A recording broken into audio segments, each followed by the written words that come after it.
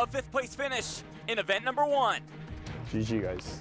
A runner-up finish in event number 2. It's the 3rd time a charm for Nacho Barbero. GG, man. Well played. Argentina's all-time winningest player will try to bring home the title today, but on a short stack, he has a tough hill to climb. The final table of event 3 of the 2023 US Poker Open begins now.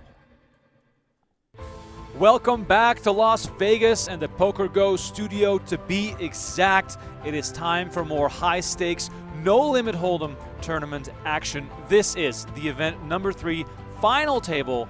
My name is Remko Rinkema. Donnie Peters, as always, alongside me for this special YouTube coverage of this final table. You got Jeff Platt and Brent Hanks on the call on PokerGO.com, but we will be here to entertain you for the duration of this final table. It's going to be an exciting one. We got a really great cast of characters, and as Jeff said at the top of the show, Nacho Barbero once again back in the mix for the 3rd straight final table. He's also 3rd on the current USPO standings, but he's going to add some points to his total today. And here's Brandon Wilson, the mystery man at today's final table. He is our chip leader, and his biggest career cash came just a few months ago for $65,000. And he only started playing poker during the pandemic. Kristen Foxen is our short stack with 8 big blinds. Nacho Barbero is looking for a double up as well. And then we have Dan Colpoys, Chris Brewer, and Sam Soverel in the mix at today's final table. Here's a look at those chip counts presented by Global Poker. If you are in the chat on YouTube, please let us know where you're watching from. What's the weather like? What are you drinking? Let's have some fun. Let's sit back, relax, enjoy the show. All these players are guaranteed $55,800, and there's $213,900 up top for the winner. Quick shout out to Mr. Phil Hellmuth, who once again entered late, managed to sneak into the money. I would say the only way is up, and maybe we'll see him at the final table at one of these events in the next few days. All right, cards in the air. Let's have some fun. Donnie, give me some thoughts on this final table. I mean, year of Nacho. Exactly right. That's what it's about, right? I mean, he is the man. Not the biggest stack to come into this final table, of course, but 3 final tables in 3 events. After he had a pretty successful PGT PLO series, all the success he's had this year. I also like Chris Brewer, you know. Chris Brewer was like bubbling every single one of the events that we had. Cuts the mullet and decides to make some final tables. Brandon Wilson shows right away why he's our chip leader. Gets a walk with pocket aces. If card distribution keeps heading his way, this is going to be a quick one. I was telling Seidel the other day, I always show the machine did it? Okay. Yeah. Machine, good setup of the deck. Lewis has told you that. Here's a look at the chip denominations. 5K, 25K, and 100K in play right now. What's not in play is Chris Brewer's mullet. But Donnie, ever since cutting that mullet, I feel like it's been going much better for him at the poker table. Yeah, absolutely crushing. Cash for $1 million last month. I think that was over on Triton. Yeah, actually he did tell me that, yeah. Guy's on fire. But he did do it like 2 times. The opposite of Samson from Survivor. Samson cut his hair, lost his strength. Brewer cut his hair and looks like he got his strength. I do miss the look of the mullet. Yeah, I mean, it was great. Nacho Barbero, just 8 bigs. King Jack offsuit. We know that that's the hand that he sort of fell onto the sword with during the event 1 final table. I slid my cards face down. Yeah, I wasn't trying to make this 5 betting all in. Funny one off Sam Soverel with ace-8 suited in the small blind. By the way, if you're tuning in on YouTube, we appreciate it. We'll give some shout-outs to the people in the chat in just a minute here. Make sure to smash that like button. Subscribe if you haven't already. We're going to probably hit 390,000 YouTube subscribers during this stream. That's going to be quite the party to celebrate. When we do that, we'll give away an annual subscription. As of right now, we need about 200 subscribers to hit that 390,000 mark. I'm just out here to reward you guys for all the engagements. Action on Nacho after Soverel defended from the big blind. He's going to continue here with the gut shot. Soverel flopping top pair. This could spell trouble for Nacho, who's already on a short stack.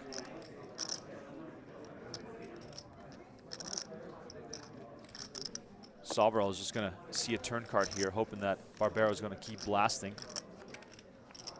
Turn card 8 of spades, 2 pair now for Soverel. Nacho in trouble here. Has quite a few chips committed already. I like that sweater. I think this might be my favorite sweater of his Of Nachos? Yeah. I think it's also the cheapest. Is it the cheapest? Right around $100, $120. Oh, I can afford that. Yeah. I mean, normally he's out here with the $800 switchers. Exactly.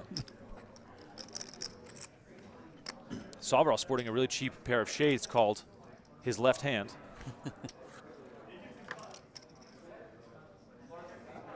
Soverel in check call mode, hoping that Nacho's going to blast off, most likely. Might put a little blocker bet out there. A little blocker. Quick fold from Nacho. All right, Soverel draws first blood here at the final table. Nacho Barbero, sorry, he started the hand with 17 big blinds, now down to 13 big blinds. Foxen, of course, the player with the shortest stack, sitting on just 8 big blinds. Soverel, our 2019 Poker Masters champion, also a bracelet winner from back in 2016. Already has over 20 million in career tournament earnings. Also incredibly funny. Maybe him and Dan Colpoys can have some funny back and forths at this final table. We all remember Colpoys from the final table with Negreanu. Was that during the PokerGO Cup? Yeah, that was hysterical. Sean Perry in the mix as well. Let's see who we got here in the chat.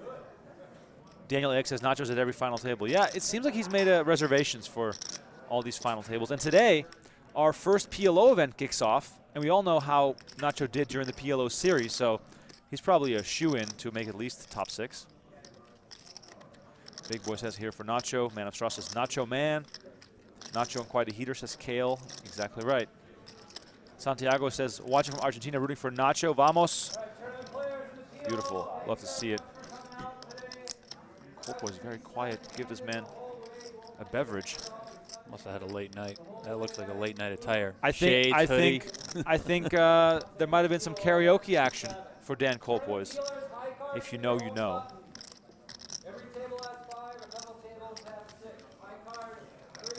Man of Straw wondering how many events left in the series. Check out pgt.com/schedule. Of course, also follow along with the live reporting if you want to see what else is going on. We have 10 total events at the U.S. Poker Open, ending with a $50,000 no-limit hold'em tournament. Here's a look at the event 3 stats presented by GTO Wizard. 10K buy-in, 93 entries, 14 cashed. Wow. This is a slight at Mr. Phil Hellmuth, Donnie. Notable bust-outs do not include Mr. Hellmuth. You know, Mr. Phil Hellmuth apologized to me. He did? Yeah, I mean, it was a very Hellmuth-esque apology. Wow. You know when he came at me for filming him? Yeah. Yeah, well, he came over to me and he said, he put his fist out, to pound him. And he said, I'm just a crybaby. I'm always complaining about things. That was his apology. Wow. It wasn't like, I'm sorry. I mean, that's the Phil Hellmuth equivalent of like, I'm so sorry. This is like the worst thing I've ever done. How did he even remember that? I have no idea. That's so funny. And then he went over and started to eat a burger. Yes. And I said, is that on the diet? And he said, yeah, it's a veggie burger. So okay. Oh, man. I wonder how many roast beef sandwiches are going to be in play during the upcoming World Series of Poker. He said his cholesterol was down 40%. So 40%. Good for him. That's impressive. It was funny. I didn't finish it. Action between Brewer and Wilson here. It was funny. King 5-4. A little bit of something for both players. Brewer with top pair, top kicker. I was like sitting right there though, so I heard it was his when he had a straight versus the 2 pair. Wow, that was insane. I mean, obviously I knew exactly he had a straight, with all that Hollywood. Yeah, no, I know. It was so, I mean, he wouldn't do that to us. Yeah. He's an unbelievable human. What? He's unbelievable. Unbelievable. Yeah, I can't believe people like him are actually like a thing. I know. What? I can't believe people like him exist. He's like a character. Yeah, he's such a character. Yeah, it's like a cartoon. Every way he moves, even he went up to shake someone's 120. Yeah. Did you see the wave he gave me yesterday? He walked by our table. He was like, Sophie goes. It's like, even Weissman looked over. He just goes, "Oh my God." Yeah. Wilson bets 120K on the flop here as we eavesdrop a little bit on the conversation between Colpoys, Foxen, and Barbero regarding last night's hand between Ren Lin If I suited and he shoved from the big line. I didn't watch and it. Nate Silver. Oh, nice. Yeah. No, I knew he had. Ren Lin hit it straight and did a whole bunch of Hollywooding, but ultimately got paid off against Nate Silver with 2 pair. probably one of my favorite hands of the year so far. I was convinced that it wasn't going to work. Nacho called his exact cards immediately after it happened, and it's over. Also called out the Hollywood. Exactly, and then Nacho knew. Then he was wondering what movies he had played in before. I won't play this. Meanwhile, we arrived on the turn here in a showdown between sunglasses, which we don't see all too often at the poker tables anymore. One of the reasons why players wear sunglasses, especially at these televised tables, is because the lights are extremely bright. 450. Yeah. 450 is the bet from Wilson. Brewer in a great situation here to make some money, Donnie. Any consideration here for check raising, or is you know letting Wilson do the betting the right approach here? If you have them, I think it's fine to just you can get fancy. basically be in check call mode, never folding. I mean, you might fold to some cards, but I think it's few on this type of texture.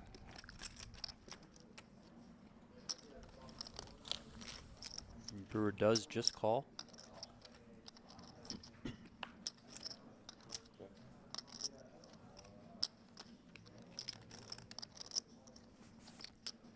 Once again with a quick check, hoping that Wilson is going to keep firing. This is sized rather appropriately, that Brewer having just under 1.4 behind, pot a little over 1.5. I mean, Wilson could put it in here. It's interesting, too, because Brewer was the one to raise before the flop and then went into check-call mode as soon as he hit that king. So maybe there's some history here where he knows that Wilson has an appetite for bluffing. Check. Oh, very coy. Brewer shows the ace-king and rakes it in. Were you folding? I hadn't decided. I don't think you were, Chris. I thought that was very well played by Chris, though. That's probably the way he got the maximum amount of money from Brandon Wilson. Absolutely. Balearic Blazer says, I miss his mullet. Indeed, I miss the mullet too, and I cannot believe the mullet is not included here on his bio sheet. 8.6 million in tournament earnings. You bluffed me the first hand, Sam. Quite a tough year last year for Brewer, but he's turned it around in recent times. 5th on the GPI. Why you do that to your friend? You play honest poker, man. What? Nah, you didn't bluff me, I know. Let us know in the chat who you're rooting for, by the way. I've seen lots of Nacho fans, but I wonder if there's any Kristen Foxen fans in the house, perhaps some friends and family watching for some of the other players. Brewer once again picks up a hand here. Pocket jacks. Comes in for a raise.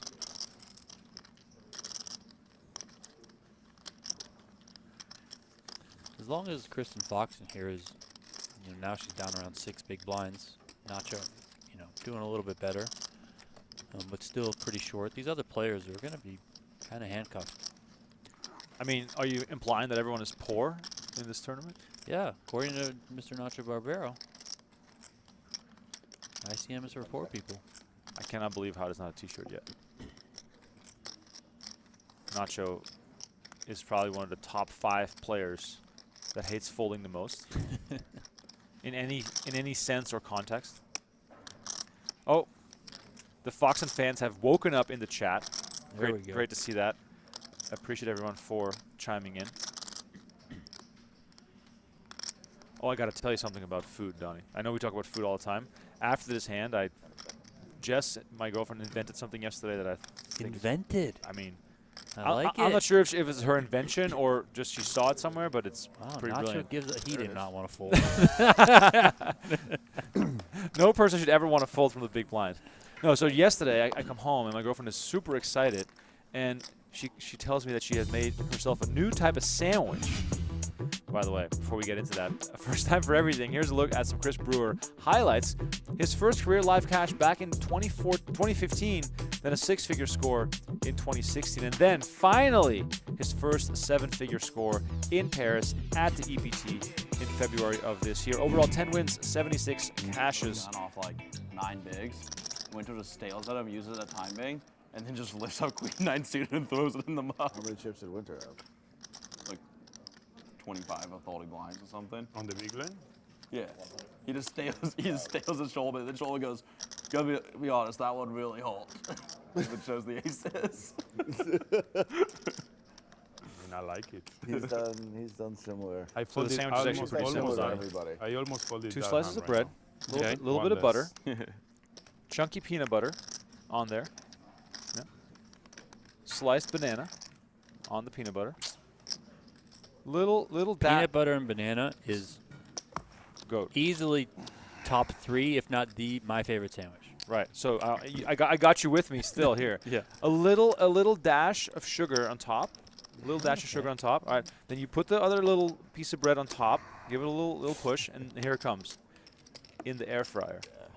I've seen some beauty. So He's done, peanut like, butter, some banana crazy sandwich, a shit little bit of today sugar that on I've top I'll have to in try the that. air fryer. just happened. Honestly, it looked incredible. I think I'm gonna have it today. What do you guys think in the chat? Doesn't that sound I amazing? have to try that. Air fryer is like So the way to something. go. There was one where I used my air fryer this morning. What'd you make? The Queens. My and daughter Jacks one. chicken nuggets. Chicken nuggets for breakfast? No, for her lunch. Oh, later. for later. Dude. What just Or as she happened? calls them, Orbit chick before, nuggets. Chick he nuggets? called Chick my nuggets. exact Love it. name, Does she small get any bag, sauce with big it? blind. She actually doesn't like the sauce. Every time we try and give her like ketchup or barbecue sauce or whatever, she ends up just sticking her hand in the sauce and then putting her hand in her mouth. That's insane. That's incredible. Action on Kristen did that? Foxen with a committing raise off just a 5 And big then blind the stack, next ace time queen it was offsuit, small of blind, big course. blind, I have queens. Top premium hand when you're down I to 5 win, he bigs. just checks back jacks. I'm like, not effective. Gets through. I saw it. I saw pretty somebody intimidating. take Raising back, off a short stack and there. It's great to see No, Kristen I out took here playing these queens. events. I know Trapped she about had 10 blinds the at a final table. like He visa checks issues back or whatever jack. because she's Canadian, Oh, obviously wow. married to One Alex. back All on that the stuff flop, got and cleared then up. just We know that the try and push Canadians those in to poker, jacks when I table with when it queens comes to in reverse. I think I taxes, saw that is happen. not friendly to Nah, it play wasn't these on U.S. the events. call. But she's gotten was all on that the cleared stream. up, and It was we've on seen her stream, battling. We saw her at thankfully. PokerGO Cup. We're seeing her now for the USPO, so it looks like she's going to be a mainstay, and she is absolutely no slouch. Absolutely. Former, I think, back-to-back-to-back Supernova elite. Oh, yeah. Back in the online poker days. Colpoys here, king queen offsuit gets in the mix. Fox and ace queen suited does better than her previous hand. This might be headed for a showdown.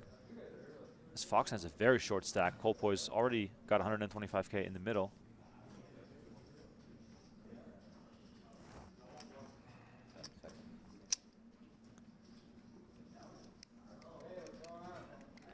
Speaking of sandwiches, what's for lunch, people, or dinner, depending on where you're watching from? Very curious to hear what you guys got going on. As Foxen indeed does move all in here. Action's folding around quickly. Back to Colpoys. 350. That is not a whole lot more. Smaller. That's the top 355. 405. Tough spot for Colpoys. I mean, he's getting a really good price because Kristen's so short, but his hand is, yeah. He didn't really want to call. The but most reluctant call of the year so far. Dan Colpoys takes a stab here at sending Fox into the rail. But is King he- Queen looks good until someone fires back at you with some more Exactly. aggression. Then you're just like, oh, great. King Queen also is like the hand, like, no, I'm kidding. I wasn't really. Can I just get the money back, please? This is I like, just limped. Yeah, I didn't mean to do that. Please. What a waste of money. All right, Foxen in great shape here to double up. Let's see the flop. 5, 8, 7. Sam Soverel would have flopped top pair or top 2 pair. He, of course, priced out by that shove. Alex Foxen on the rail. In between hands during the PLO event, trying to get a sneak peek at the action there. 10 on the turn. Doesn't help Colpoys whatsoever. Looking for one of the 3 remaining kings in the deck, or Foxen will double up. River card, ace of diamonds. Kristen Foxen with a nice double up. She's still short, 18 bigs, but hey, fighting chips. Cannot hide her smile after that run out.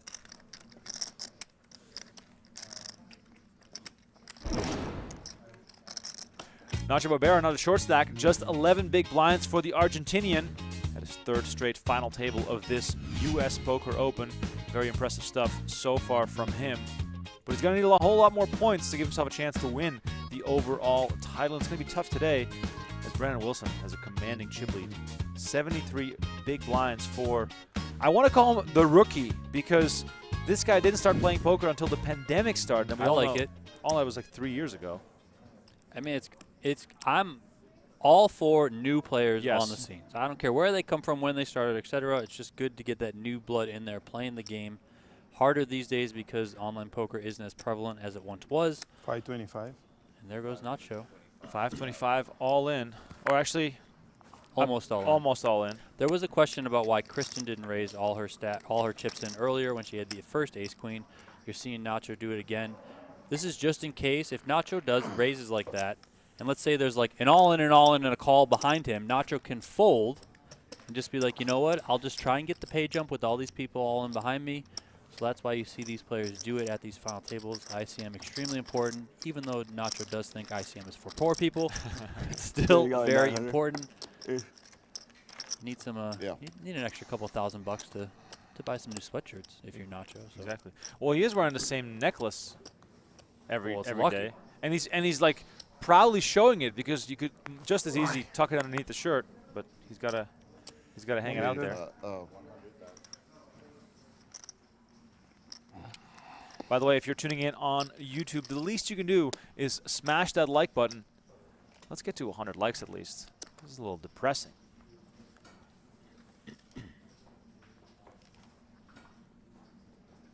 One of my favorite battles in all of poker is when two players have the same hand. Let's see if one can outsmart the other.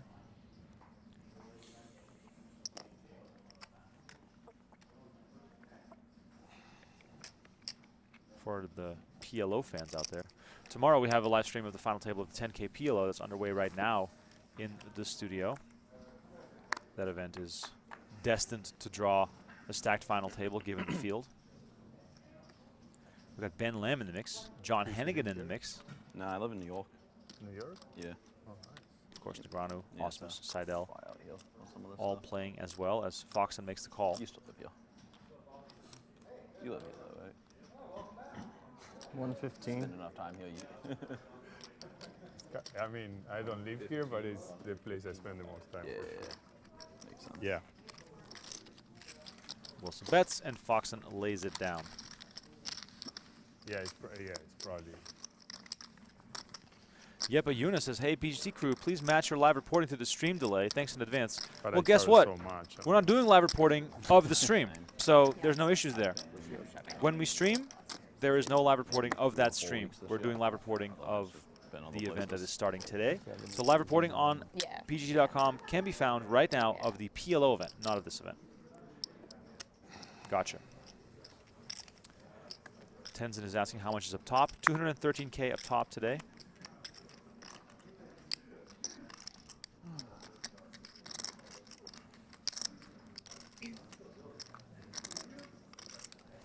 More right, the battle of the short. Colpoys really quiet. I don't know. Okay. I don't know if this is the same Dan Colpoys that was I take talking up a storm the last time we saw him. 600, 6 SETI with all that. See if Foxen just wants to move all in here against Nacho's big blind. All in? There it is. She does. The first one is really bad. 5 high. I got 5 high. Good fold. Yeah, it's tough to find a call after the ball. After you look at it too. What?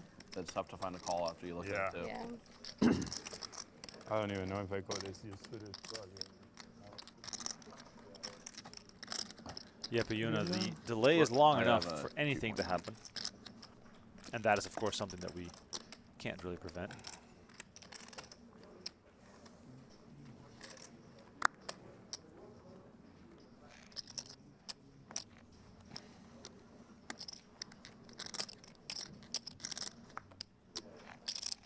Be playing Uno on this table instead. Switch it up. I'd have my highest ROI for sure with Sam here. What I did to him last night. This man got me for 2,000 in Uno. Grim. It was great. All in. There goes Nacho, King Jack suited in the small blind. Brewer does not find anything call worthy. And Barbero will pick Actually, up no, you got me for some 1,000. much needed chips. You got Hannah for 1,000. When that type of situation happens, Oh, yeah. I want the actual whole card can't. Oh, yeah, Like, yeah, I yeah. want to see Brewer peel it back.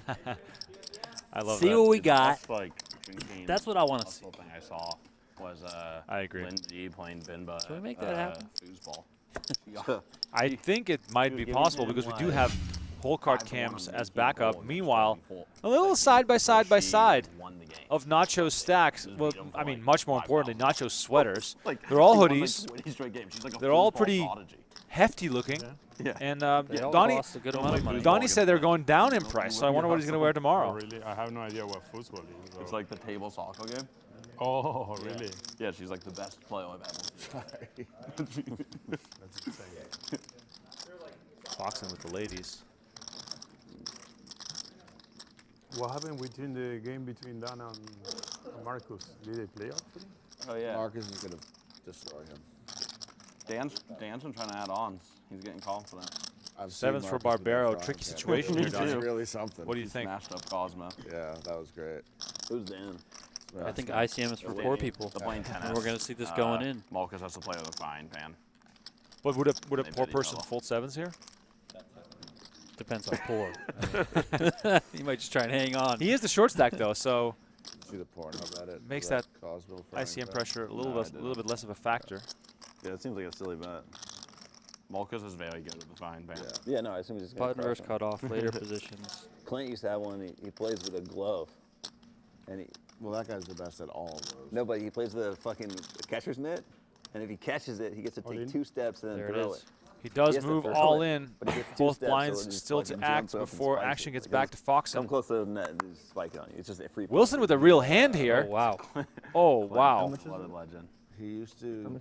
This is 3-point very shots on roller interesting, skates Donnie. bit. That was my favorite. He'd be like twirling around on roller skates, just The drilling. best is just Lynn Ashby talking about talking about Clint, because he has like the one where he like has to bank it off the backboard, and he had to do like 90 out of 100, and he just made like 97. And Lynn's like, I would have made a show of it. He's like, I would have been like 88 of 96. He was the sickest. Like he Chris must have Brewer been just training talking for up a years. storm while we have arguably the most exciting hand of the day going on. What are you doing if you're in Brock Wilson's situation here? Yeah, I believe. Sorry, it. Brandon Wilson. There's too many Wilsons. I got my Wilsons There's confused. Brock, there's Taylor, Nothing there's that forward Brandon. skates. I mean, Yeah. And they come back. I To don't know. the This is table, a really tricky and spot. They bet 10,000, and the guy gave him like a wrap. Nines are kinda Had right in that 9,800, gray and he just area. Fucking plucked it off the guy's I mean, stack. eights, he's probably for sure 200 folding. bucks. Like, buddy, you're Nines, short. maybe lean fold, but Yeah, can kind Lynn of go has either some way. Crazy story of the You guy. know, not like, only does he have to worry about chucking a Nacho, who cold, like, probably isn't across shoving the too street light. into a Oh, he cat goes all that in. was moving. There you go. It was like some impossible. Is Foxen shot. just going to snap it off it for the triple Yeah, it's up? funny. I heard that story, and I tried to bet him. She can't fold, Regarding right? it. This Yeah, is she's too like, good to "Nah, I fold." can't regard There that." we go. Yeah, All right, three-way all in. Let's go. Ace, I was just what? trying to give him some action. Ladies and gentlemen, time to wake up. I didn't want to do Massive hand here. Barbero at risk. Foxen at risk. Foxen, however, also Can I bet with on the this strongest fucking hand. criminal Nacho? Yeah. I want to bet a Can we 7. bet on Nacho to win this? Lady Gaga. We need Ren. Ren Lin, shout out the Lady Gaga in play, I feel like he indeed. might come 4 diamonds and he still wins. I almost folded. It's gonna get the 8-6-5 fold. No, he's obviously just gonna ding him with clubs. Like Nacho's not losing this. Oh yeah, club's all live. Everybody believes in no, I Nacho's think luck, Nacho's and I think The year of Nacho. I think Nacho believes in You're out of Nacho's luck as miracles, well. Nacho. He's like quadra I think I might have folded a 7 It's gonna come hearts. too. queen 9-7-7. Here comes the flop. Ace, deuce, pretty 3, fall off. boring. Where's the sweat? they might Boring, just unless chalk you're this Kristen up three Foxen ways. over there. That's exactly That'd the be type of flop that you want. That is very true. She's rooting. Keep it clean, dealer. Turn card. Okay. 8 of clubs. I thought that was the dog. Right suit, It was right suit and everything. just one off. Another, Not right suit. No. Yeah, clubs is right too. Your For clubs is Wilson right finds suit. a 9. 2 players are out. I mean, this guy's winning. Yeah. General footy, nuts. I mean, if He Foxen hasn't holds played up here, enough she's on going to be one of the DMG. favorites to win this it's- tournament. you know All of it's a serious sudden. sweating on the hill. River card. Oh. The Jack Big of ice. Spades, Nacho Barbero eliminated in 6th place. We are down to the final We really have to 5, play that and extra all 3 of a minutes, sudden, we're looking at a very She had like different poker 100 tournament. I know. As 2,000. Kristen Foxen jumps Be up the quiet. So did leaderboard, Brewer. now has 50 big blinds, and Dan Thanks, Sam. Colpoys is our Clear the short rail, stack somebody. with just Please, 17 get him outta bigs. here. Why didn't I flat? I thought it was a good shot. That's a lot of caffeine. Really? I liked it. You're going to need it I at don't this think point. so. No, I'm saying I liked it when I looked at my hand. For the people in the chat, show some love to Nacho. 3 final tables in a row. Let's give this man a round of applause as Foxen is just, hey, let me just grab those. I'll just take these chips myself. As she sends Nacho to the rail. He, of course, is going to jump into the PLO series. We'll probably see him again tomorrow on the final table. Yeah, right. 4 for 4. I said I Nacho felt like this is what's gonna grabbing happen. some additional points here I for don't the know standings. why. Donnie, has he made his way to the top of the standings yet, or was this not enough? Me and you I heads up. don't All right, I'll think take this it. was enough, but Get rid I of will all these double check the criminals down numbers there. just to be sure. Brewer doesn't need to win 10Ks. The last final I need to table I win was at, everything. I had one hand, so that was no fun. I was like, not again. Kristen Foxen I started. stand corrected. So he's on top of I the don't think anyone feels more USPO angle at leaderboard right now. themselves Right when they now. don't win, Yeah, so. he moved up And to who, you? 303 Yeah. points. He moved Ah, ahead what of else? Ren Lin, who we heard Kristen Foxen mention, Lady Gaga. I'm gonna take Alex. Ren's got beats that fucking 284 dog. points. That's But Yeah, of course, we have to Nagano let the wins. rest of this final table shake out I don't want to see what happens. Actually, I think I've gotten pretty used to losing. I started accepting it. Dan Colpoys finds a real hand to tangle with. Ace-Jack offsuit coming in for a raise, so it seems. Lots of love for Nacho in the chat. Zach Zabowski with a great question. Do you have any? I want a main event seat on Club GG. What day one should I play? no, he doesn't really do that. I'll give you a I think I controversial do like take on this one. Oh, okay. GG, but that was Start on day You're the 2. one who rages. It was very unlike me. I mean, It wasn't it's not common. the worst idea. I've heard you rage. It's actually a great If idea. I do, but not usually. And still I'm got- a- you still out, got- out of the 4-day ones, I'm a fan of Often, one yeah. Is C. it more just like comments? He'll be like yelling, and I'm like, what's happening? He's like, I just lost a chip lead pot. Now I'm 5th in chips. I'm like, okay. On. All in from Soverel. But yes, Colpoy's going comments to and, like, get away from this. how the fuck is it real? I mean, GG was very tilting back I actually when we wasn't were kidding playing. because Yeah. you can enter on day 2, Yeah, the call and peel function. which means really that basically added to half the field. field is already gone. You start, I believe, You're just I think like it's still no like clubs, 60 no clubs, 60 or something. bigs? Yeah, Yeah. You're plenty deep. For Before sure. you've even seen the call. Yeah. 60 big And blinds it does on day 2 of the something World to Series your Poker main nervous event. That is because plenty. you're like sweating it. Yeah, It does, to the point where sometimes I'm just like, I don't even want to. Oh, Yeah, that's makes what I the do. I don't call. watch my To all-ins. showdown we go. It's better that way. Colpoys versus Soverel. Colpoys in major trouble. I kind of miss the old Colpoys, who was here to party. Well, this is only a 10K. I mean, he was partying at the 50K. Maybe he'll get chirpy if he spikes a jack on this run out. Oh, he'll definitely get chirpy if that happens. We're 5 cards away from being 4-handed. Yeah, it really Dan does Colpoy's make in you trouble. get sick on the suits, though. You'll be like, all right. Like, Flop it's not like a comes. flush is out. Ace, You're like, 8, all right, I don't 5. see a green call. She's like, there's a full No house help is it? for Yeah. Colpoys. Yes, yeah. He was looking for a jack. Wild. Turn card. It's fun when you hit. Queen though. of diamonds. No help either. 3 outs once. But Colpoys will hit the rail in 5th place.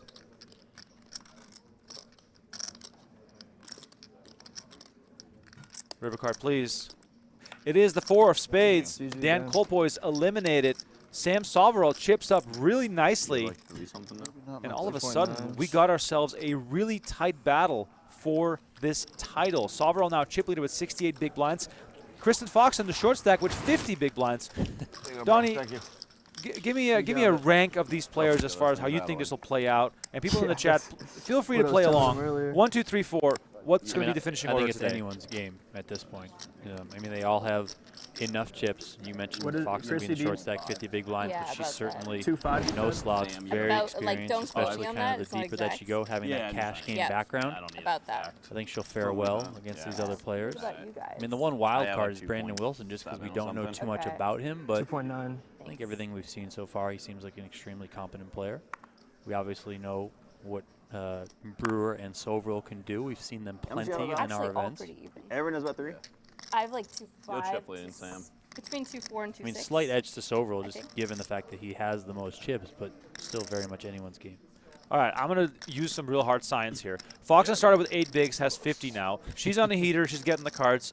Kristen Foxen, in my opinion, is going to win. Brandon Wilson has to be the least experienced player between all these 4, so I gotta put him at number 4. And then between Wilson and Soverel, I'm just going to give the nudge to Soverel because he has more chips. So there you go. That's what I think is going to happen. You guys in the chat, I like it. give me your predictions. Once again, though, shout out to Brandon Wilson, new kid on the block. Donnie and I, before the broadcast, were joking, saying, man, 10 years from now, all these players are going to be in their 40s. Who's going to get in there and be super young? I just am hoping that maybe all it takes is some legislation changes or whatever, that we're going to have a final table where the average age is 25 instead of 35, which is where we're headed right now.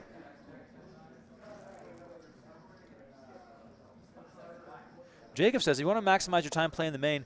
Why would you start on day 2 if you're a rec? I feel like you want to play as much of it as possible. If you're a rec, myself included, by the way, the longer you play, the better of a chance you're going to have to get crushed because there's a lot of good players.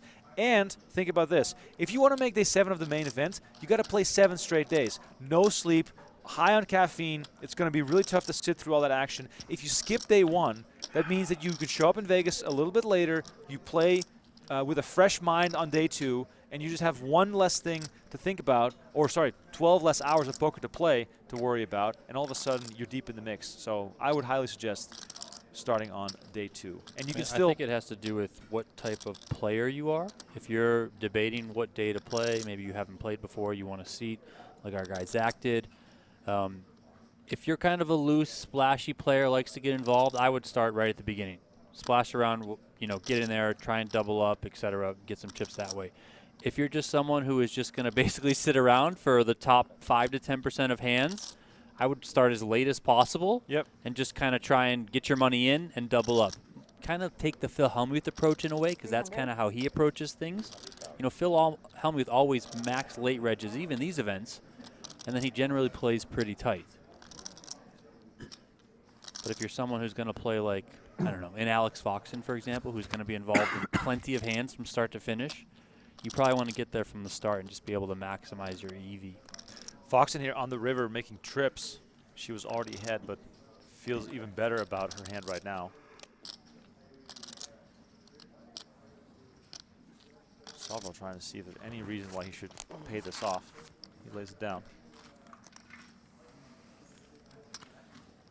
Jacob saying, I knew you'd say that, but I feel the main is different. Well, I've been at the main event every year for the past 14 years, and I've never seen a collection of 9 more exhausted people in my life than when the main event final table starts. It is absolutely grueling when you get to day 4, 5, 6. EPT and any energy you can spare, just in case this is your year, is going to make a huge difference. I don't care how fit you are, how keto you are, how many protein smoothies you drink, it's going to wreck you at some point. Yeah, and if that is the case, but you also want to play day 1, play 1A or 1B.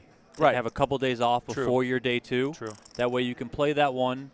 You can have the couple days off, and then you can go from there. Wilson here with the raise, King 4 suited. Soverel with Ace 4 suited, or offsuit on the button. Wilson's had a rough day so far, down 1.6 million chips on the day. Of course, largely in part due to the hand he lost versus Kristen Foxen. If you're just tuning in, we're streaming the entire final table live. All we ask for is that you smash that like button and subscribe to the channel.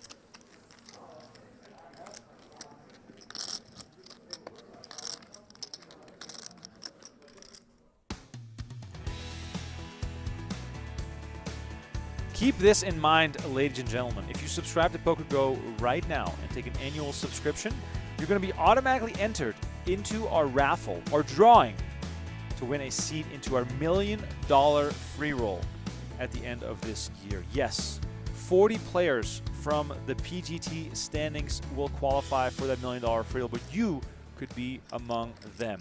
Our first drawing is on June 6th, and all annual subscribers, both current ones and also new ones, as long as you're an annual subscriber on that day, will be entered into the raffle. So use promo code DREAMSEAT to save $20 on your annual PokerGO subscription. And who knows, we might see you here at the studio. We'll make sure to give you a little tour, get you all primed and ready for the action as you square off against the likes of potentially a Chris Brewer, Sam Soverel, Kristen Foxen. Yeah. All potentially are in the mix. How many? Can you look up something for me, Donnie? Yeah. How many total players have scored points so far on the PGT? I'm very curious, like, how long the list is, because we're only in March, and I'm sort of thinking it's quite a few. 175. 175 players have already scored at least, I guess, 1 point. Plus, I mean, Brandon Wilson's new. So, you know, he'll be in there, so 176. So, yeah, 175 to 180 right now. Who's on the bubble right now? What's the bubble around 40th place? 212. Check. 40th place is Orpin Kisachikoglu. He's got 212. And then Sean D right behind him at 209. Those are two good names you mentioned because they're going to for sure battle to try to get into the top 40. Oh, yes. We've arrived on the river again after a whole bunch of checking. Foxen with a check mark. Ace high is the best hand. Boleric is asking, anyone familiar with Wilson, any big scores? His biggest score so far, only 65K, but he plays like an experienced pro. Told us he's only been playing poker since the pandemic, so he's relatively new to the game, but he clearly has a lot of talent and also a lot of skill that he's acquired in just 80. a few years. That's 80K here on the river with just king high, hoping that Foxen lays down her ace.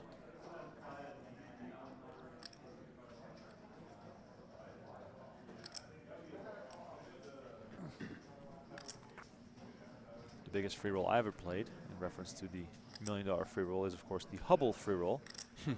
Back on the old Poker Stars back in 2005, 6, 7, whenever that was. If you've played the Hubble free roll and you're watching the stream, please give me a shout in the chat. I'd love to see if there's any OGs in the house here. There's Brandon Wilson, 31 live cashes, so not a complete rookie, but definitely a rookie compared to these players from Chicago, Illinois. Yeah, that's the only pitch over it. That's the only pitch over it.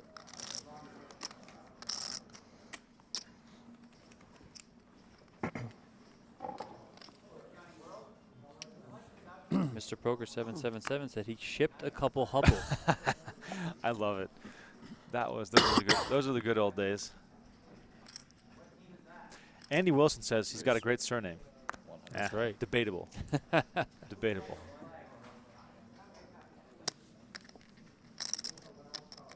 Brewer raising it up with a very beautiful looking 7-8 of hearts.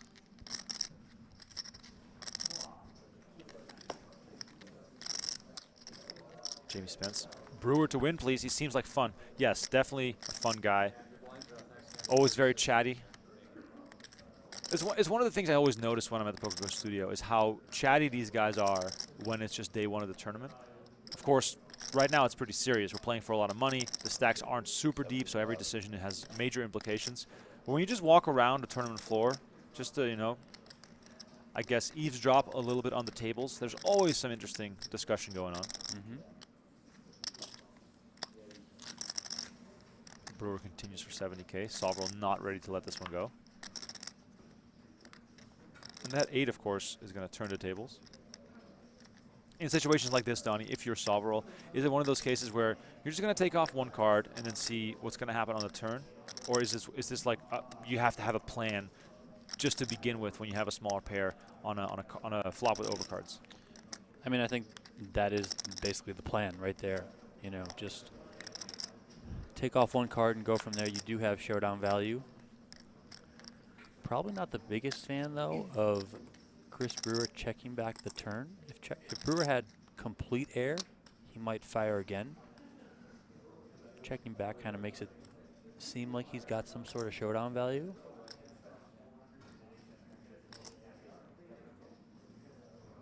Soverel now with the full house. I mean, how can you fold a full house? Might just be a little blocking bet here. One big blind.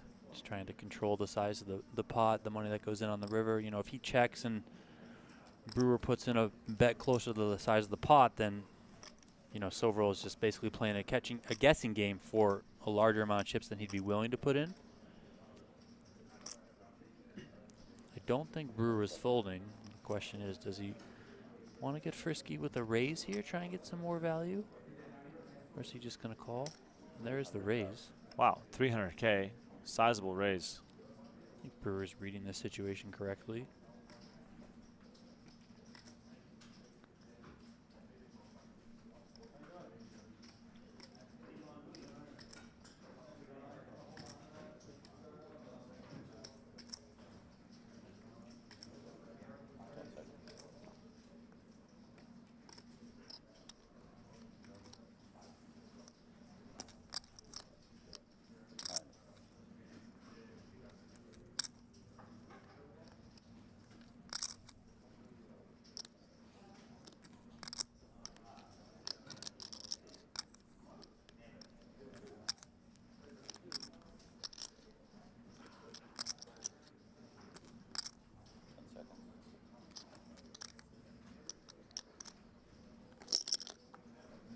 Soverel gives it up. Nice disciplined fold there.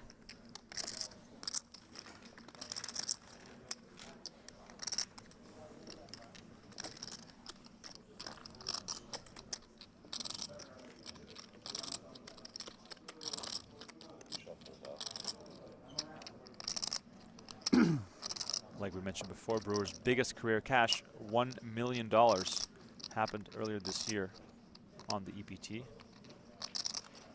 It might spark a massive year for Brewer, who seems to be, or who always seemed to be on the wrong end of coin flips and bad beats. We've only seen him lose a lot of painful hands. Well, he's already won more than $2.2 million this year, without this result already included. So I think that massive year has certainly been sparked for Chris Brewer. I felt like nothing too. Actually felt like a 7-high flush, but No flush.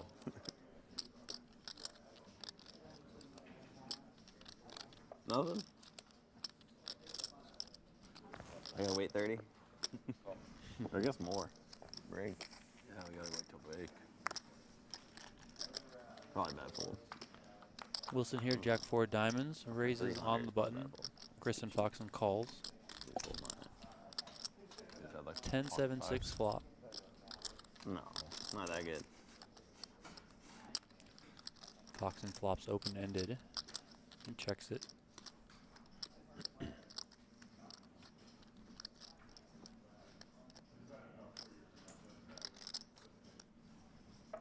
Check.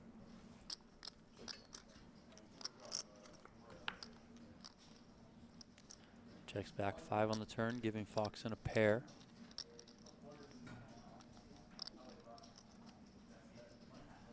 Should have went 850. Maybe I click it back. We just see who puts the last bet in. Well, then I could just call. I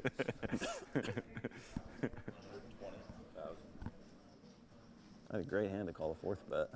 Fox bets 120K here after the flop goes check, check. No, not even close.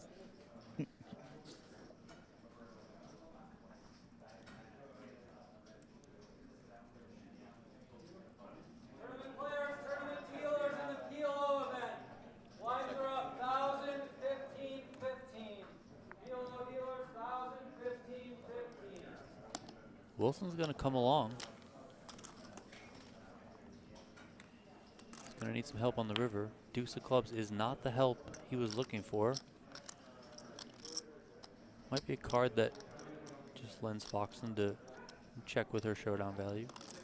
Those backdoor clubs do come in.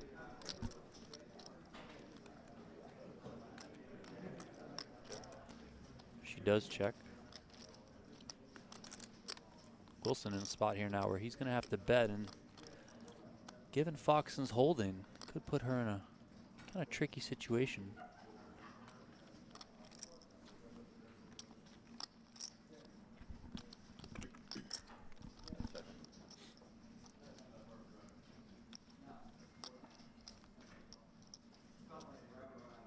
$300.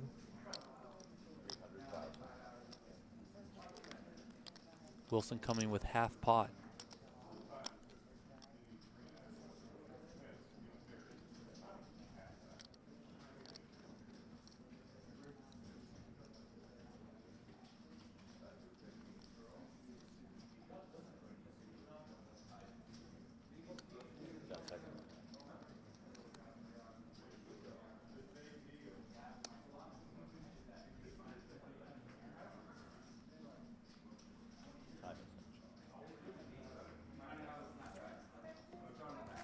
One-time extension.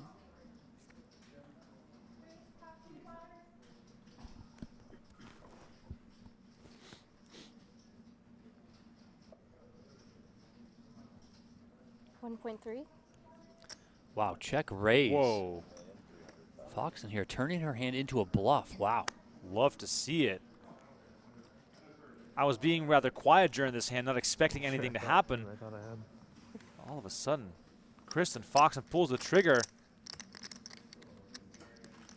What an impressive move there, Donnie. Well done by Kristen Foxen. She's now second in chips, up over 3 million, 51 big blinds, trailing only Sam Soverel.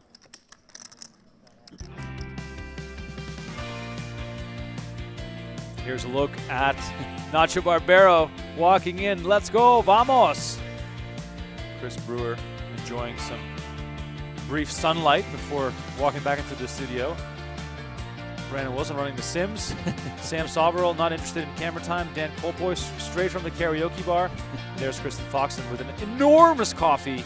Bigger than her. She's going to have 600 grams of caffeine coursing through her veins by the time she finishes that drink. When Nacho was walking in, I was walking out there to get a coffee, and there was somebody else who wasn't a player was cheering Nacho Barbero, Nacho, not like over and over, like a fan. That's incredible. Nacho Barbero might travel with his personal group of fans, very possible. Here's a look at the global poker chip counts of event number 3. Soverel still on top, but this is a very close battle as Brandon Wilson, who is our start of the day chip leader, is now the short stack with 39 big blinds. Still anyone's game. Thanks for tuning in. It's been a great final table already. Let's keep this up.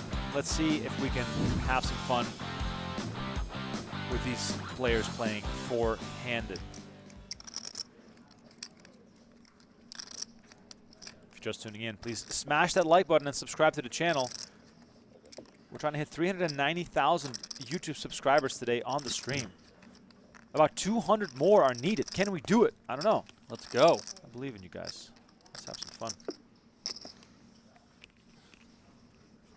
Frog says, people who enter on day 2 should receive less starting chips than day 1 players as a penalty for cowardice. Wow. No, that's they do that's in a relation to the blinds? Exactly.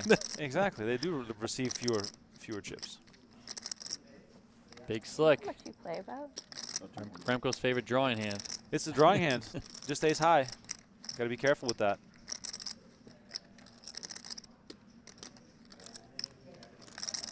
Foxen in the small blind. Brewer is her opponent in the big blind. Just about the same stack to start. She kicks it up to 240. Brewer's going to have a decision here with an ace himself.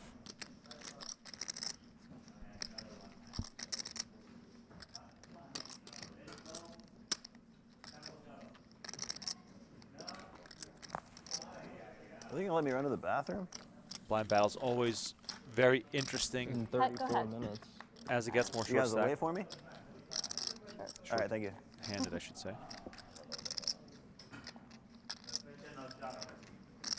It always feels to me like an easy way to get into trouble here in a situation like the one that Brewer is in. You know, call with the ace high type hand.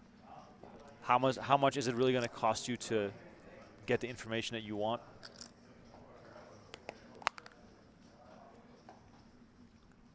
Foxen slowing down right away.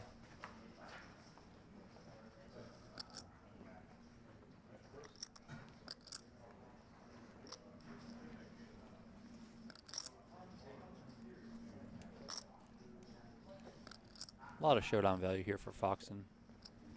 Some showdown value as well for Brewer as he checks it back.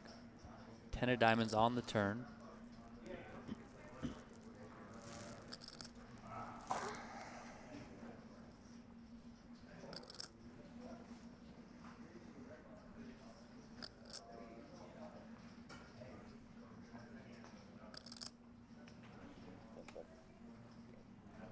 Another check from Foxen. See if Brewer wants to take a stab here now. Does turn the gutter. Can I have an ice green tea? 9 would give him the low end of the straight.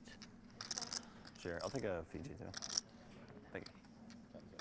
Do you think that Foxen is just immediately trying to find value against all the weak hands in Brewer's range with just ace high, or with the best ace high, I should say?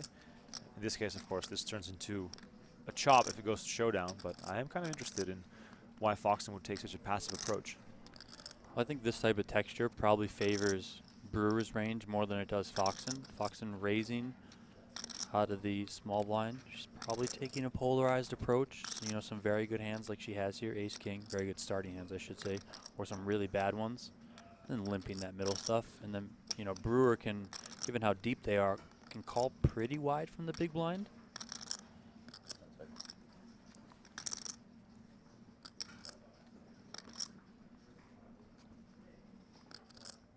Brewer bets here. I think he's likely trying to get her off an ace as well.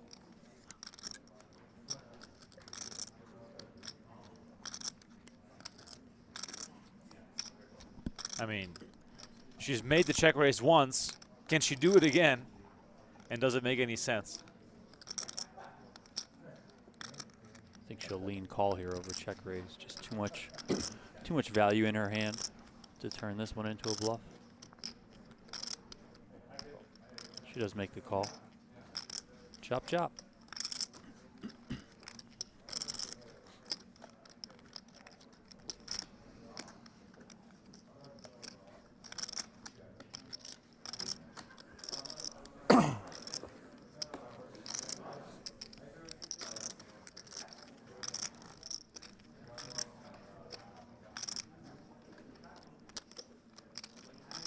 Four very determined players at this final table. Not a lot of chatter, just a lot of play. Let us know what you're doing at home. Are you playing some poker on the side? Are you doing the dishes? Are you cooking? Are you just laying on the couch?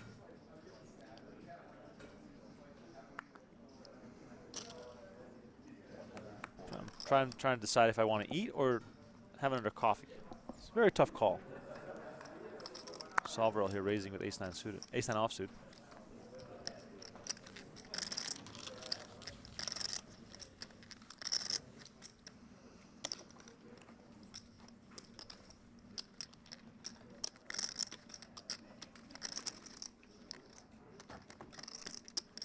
Second cash already for Soverel, but no big numbers yet for him, as he, of course, is always in contention for these overall titles, given the volume he plays.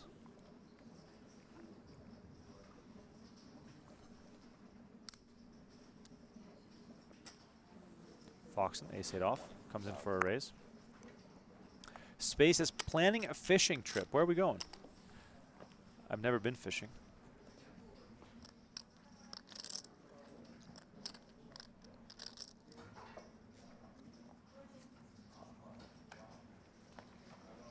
Mikhail says, in bed, not willing to go to sleep. That does imply that we have an international crowd. People are already going to bed. Where's everyone watching from? Let us know. I'm gonna guess that maybe today there's no Australians. I'm just guessing. As Foxen picks up this pot. Wilson, meanwhile, down 2.3 million on the day. Very rough going for him so far. Brewer here picks up the best drawing hand in all of poker. Oh, there we go. France, Estonia, Ohio, UK, Finland. Bewood said, I'm Australian, but does that mean you're watching from Australia, or have you relocated somewhere else? Exactly. It's very possible. Remko's Dutch. Yeah, exactly. But he's in America. Forest Lake, Michigan. Marcel is playing online poker from Mexico. Belgium, Finland. A lot of people in the UK watching from bed. Don't you guys have to go to work tomorrow? It's no, we don't need work. It's still pretty early, probably. Probably a holiday. I feel like every time I email someone from another country, they're on some sort of holiday. Yeah. They get 100 holiday days a year. Something crazy. That's the way it should be. No, I don't disagree. It's just not the culture of America that's been built up. Right. You have brain surgery. Probably why we're all a bunch of crazy people over here. You have brain surgery in the U.S. and you just skip lunch and go straight back to the office. Very true. Soverel here opens it up. Finally gonna see a flop probably. Soverel with the King-7, Brewer. Couple of fives. Patty having his second coffee of the morning in New Zealand. Patty, I'm a huge coffee fan. You got to tell me more about this coffee. Are you brewing a whole pot? Are we doing AeroPress? Maybe a little Bialetti on the stove? Would love myself a little Bialetti action. Some stovetop espresso. Sydney, Antwerp, Angola, Indiana. You tricked me there for a second. I thought you were watching from Africa. 10-9-4 on the flop. Brewer checks. Soverel going to continue. Middle of 125. Mohit is watching from India. It's 2:30 in the morning. That's some dedication right there. I hope you're like a security guard and you just have nothing to do and you're just watching. If I was a security guard, I'd be watching poker all the time. Of course. Brewer going to come along here. At least once. 8 on the turn.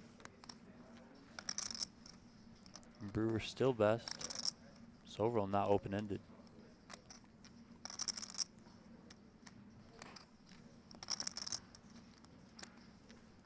Only 11 p.m. in the Netherlands, meaning the Europeans still have plenty of reason to be awake. South Africa, Plattenberg Bay. Sounds like a fantastic place. Probably with lots of sharks. Soverel going to continue here. Look at that. Wow. And that Brewer said, "I've had enough." that made quick work of that pot.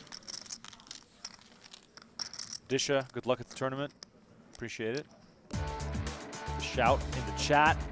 Love everyone watching. While you're watching, scan the code on the screen right now. If you want to try out the #1 app for poker players, GTO Wizard is the app that you need to try if you are looking to improve your game. A fun and exciting way to plug your leaks, to find out what's wrong with your game, or perhaps pick up on some whole new strategies altogether. My man Donnie Peters, who's far better at poker than I am, has been in the GTO Wizard streets. Donnie, name something that you've learned or taken away from, running some of your hands through the GTO Wizard app. How to better defend out of the big blind. You see it a lot at these fountain tables. These players will defend situations, not only at the fountain tables, but times when we stream additional days of tournaments. But they might defend wider than you might think, but you have to defend pretty wide, especially given the position of your opponent's raising from. So those are definitely some of the leaks that I've plugged. My approach when I got into learning the solver stuff and the GTO Wizard stuff was start pre-flop. That's the most important hand or most important street in poker, and then go from there. It doesn't matter how good you are on the turn if you're not good pre-flop, or if you're not good on the flop, etc. So I started at the foundation. The foundation is pre-flop. Just really sticking to my ranges, kind of constructing in my head what other people should be playing from other positions, and then going from there. Of course, there's going to be times when you deviate, but just having that good foundation can really, really, really help your poker game.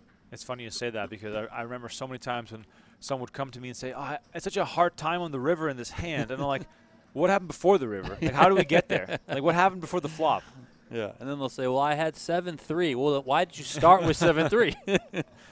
No, the mistake is not the river card. The mistake is before the flop. Yep. Brewer here turning the nut straight.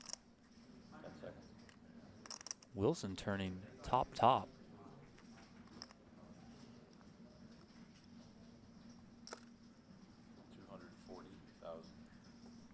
We got Costa Rica in the house, New Mexico.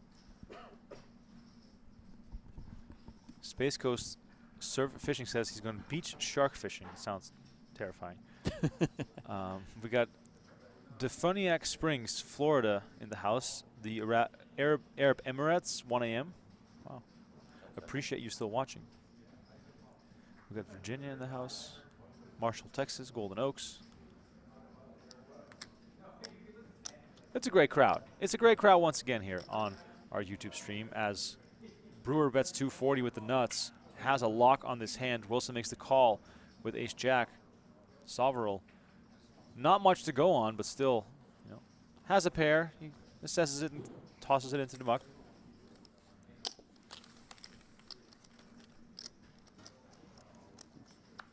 Four of hearts on the river, nothing changes. Brewer with the check mark. Let's see how much he goes for. Donnie, almost $1 million in the middle. Are we going to go big here? Brewer could certainly go big. I mean, the hand that he has is the nuts, and he unblocks all the pairs of his opponent, right? So if he wants to get value out of a jack, he certainly could lean larger on the sizing.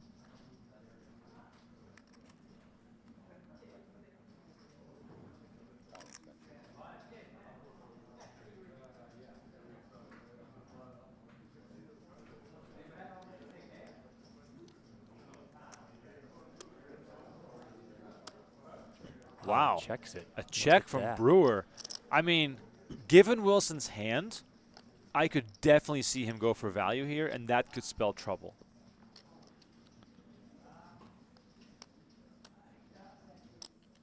Is Brewer correctly assessing what Wilson has, or is he sort of misjudging it, thinking that Wilson is weaker than he might think? I think if Brewer saw Wilson's hand, he would have bet. I mean, that's just my read of the situation. You know, that said, I think Wilson's probably going to bet here, but I could see a check behind. I mean, it wouldn't be crazy if I saw a check behind, you know, something like 20% of the time or whatever. Right. But while Wilson's in the tank here, Jamie Spence says, usually only get to watch these streams after they happen. Just wanted to put in a he thank does you. check oh, behind. he checks behind. Look at that. That is incredible. Now, Wilson doesn't have to show there, Right. but later on, Brewer's going to be saying, I should have bet. And also, given his hand. like, even though Wilson loses this pot, this is a huge confidence boost. Oh, He's, yes. He's reading his opponent perfectly and decides to not take a stab there. Wow. What a check from Wilson. I was 100% expecting a lot of money to go into the middle there. Brewer also not happy. That's also, you know, you mentioned Wilson there and, you know, his thinking afterwards that even though he lost the pot, maybe a little confidence boost. Brewer, you know, is like, he won the pot, but you're still wondering, like, what if? What if I put 500K in? What if I put 600K in? You know, I'm probably getting called. So did I miss some value, and how much is that going to stick with me? He won the pot, but he lost. That's what it's going to feel like.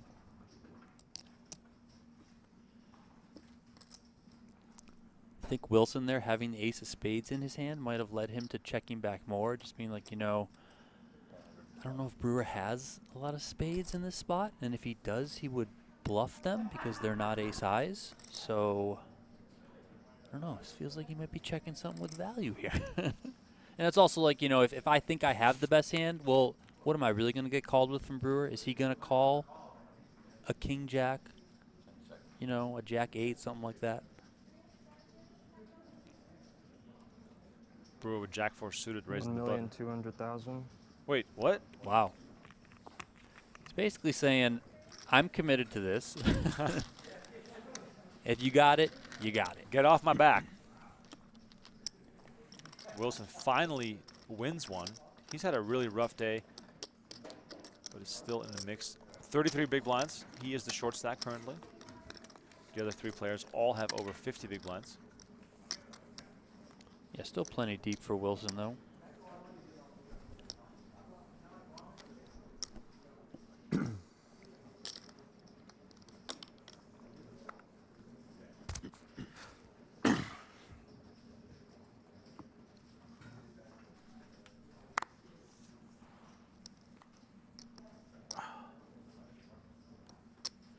Was it off or suited? That was off. King queen off.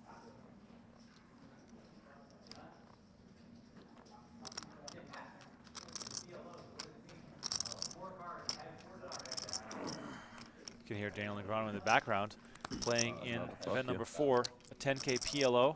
Live reporting right now, available on PGT.com.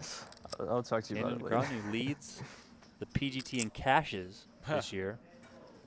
Not at the top of the leaderboard, but he does have the most cashes. He's 11 so far. How much money do you win for having the most cashes? None. I mean, Negreanu has some side bets. Right. On points. You know, cashes don't always equal points. I mean, they equal points, but maybe not as many points as he needs to win those side bets. But so he could just win those side bets based on volume, but still, he's looking to top the leaderboard. Foxen and Soverel basically in a flip right now. Neither player with anything, but Soverel, of course, with the ace high. Foxen with the draw. I'll take Foxen's hand. In position, open-ended. He's on the 10-9 check back or something? No, I just Negreanu, by the way, top 3 stack in the PLO so far. It's early goings in the event, but let's just get excited about a potential Negreanu PLO final table. You didn't think it was going to walk. I didn't have a bluff, no. I'm more talking about turn.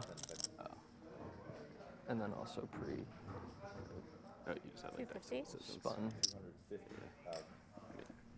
Foxen doesn't take the passive It approach, looks so and funny because you don't that's have enough to cards. take it So I'm out. like, wait. We'll land. What the heck's gonna That was not the option I wanted.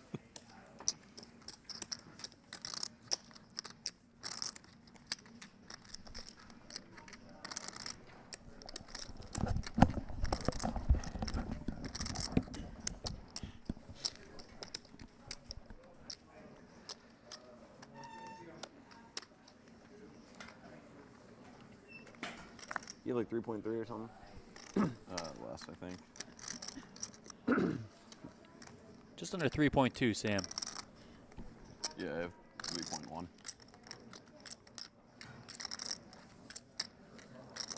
Just past 200 likes on the video.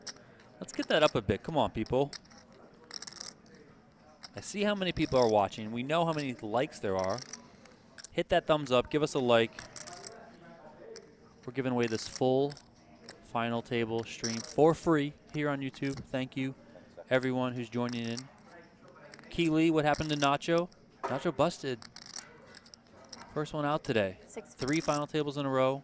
5th place in event number 1, 2nd place event number 2, 6th place here in event number 3. Dan Colpoys followed him out the door, bringing us down to these final 4 players you see on your screen right now. Soverel opened on the button, King 7 off, 150K. Kristen Foxen 3-bet to 650K. Chris Brewer is in the big blind with 2 10s. Chris Brewer started this hand with 53 big blinds.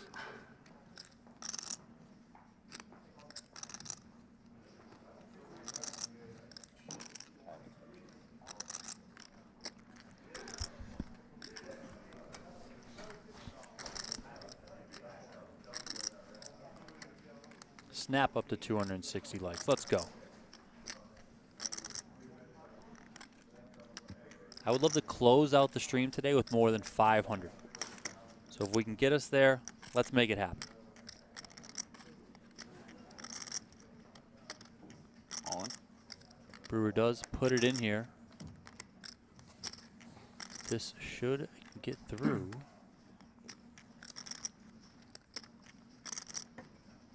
Soverel folds, and Foxen also gives it up.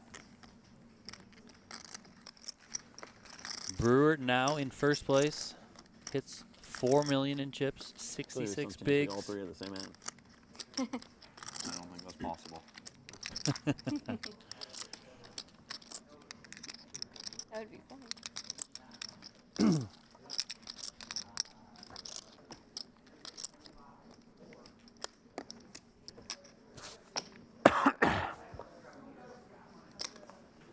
KP watching for Phoenix. You're very welcome. Thank you for tuning in.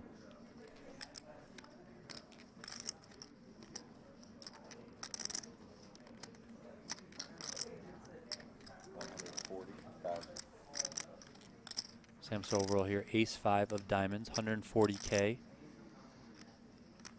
from under the gun. Also the cutoff seat because we're four-handed. Foxen's got a playable jack-9 of spades here on the button.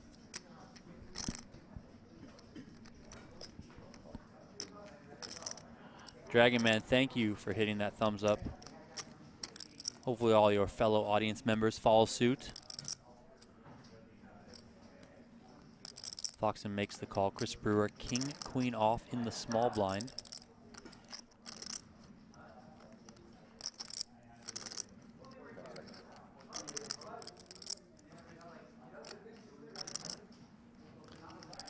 Brewer gives it up.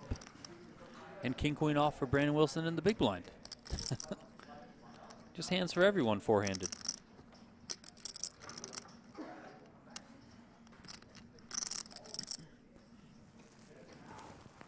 Wilson 33 big blinds to start this hand. He makes the call. 3-handed to the flop. We do know that a king and a queen are dead because Chris Brewer folded king, queen off. 9-9-7. Gin for Kristen Foxen. She flops trips in position on the button. She also has backdoor spades working for her. Check. Wilson checks.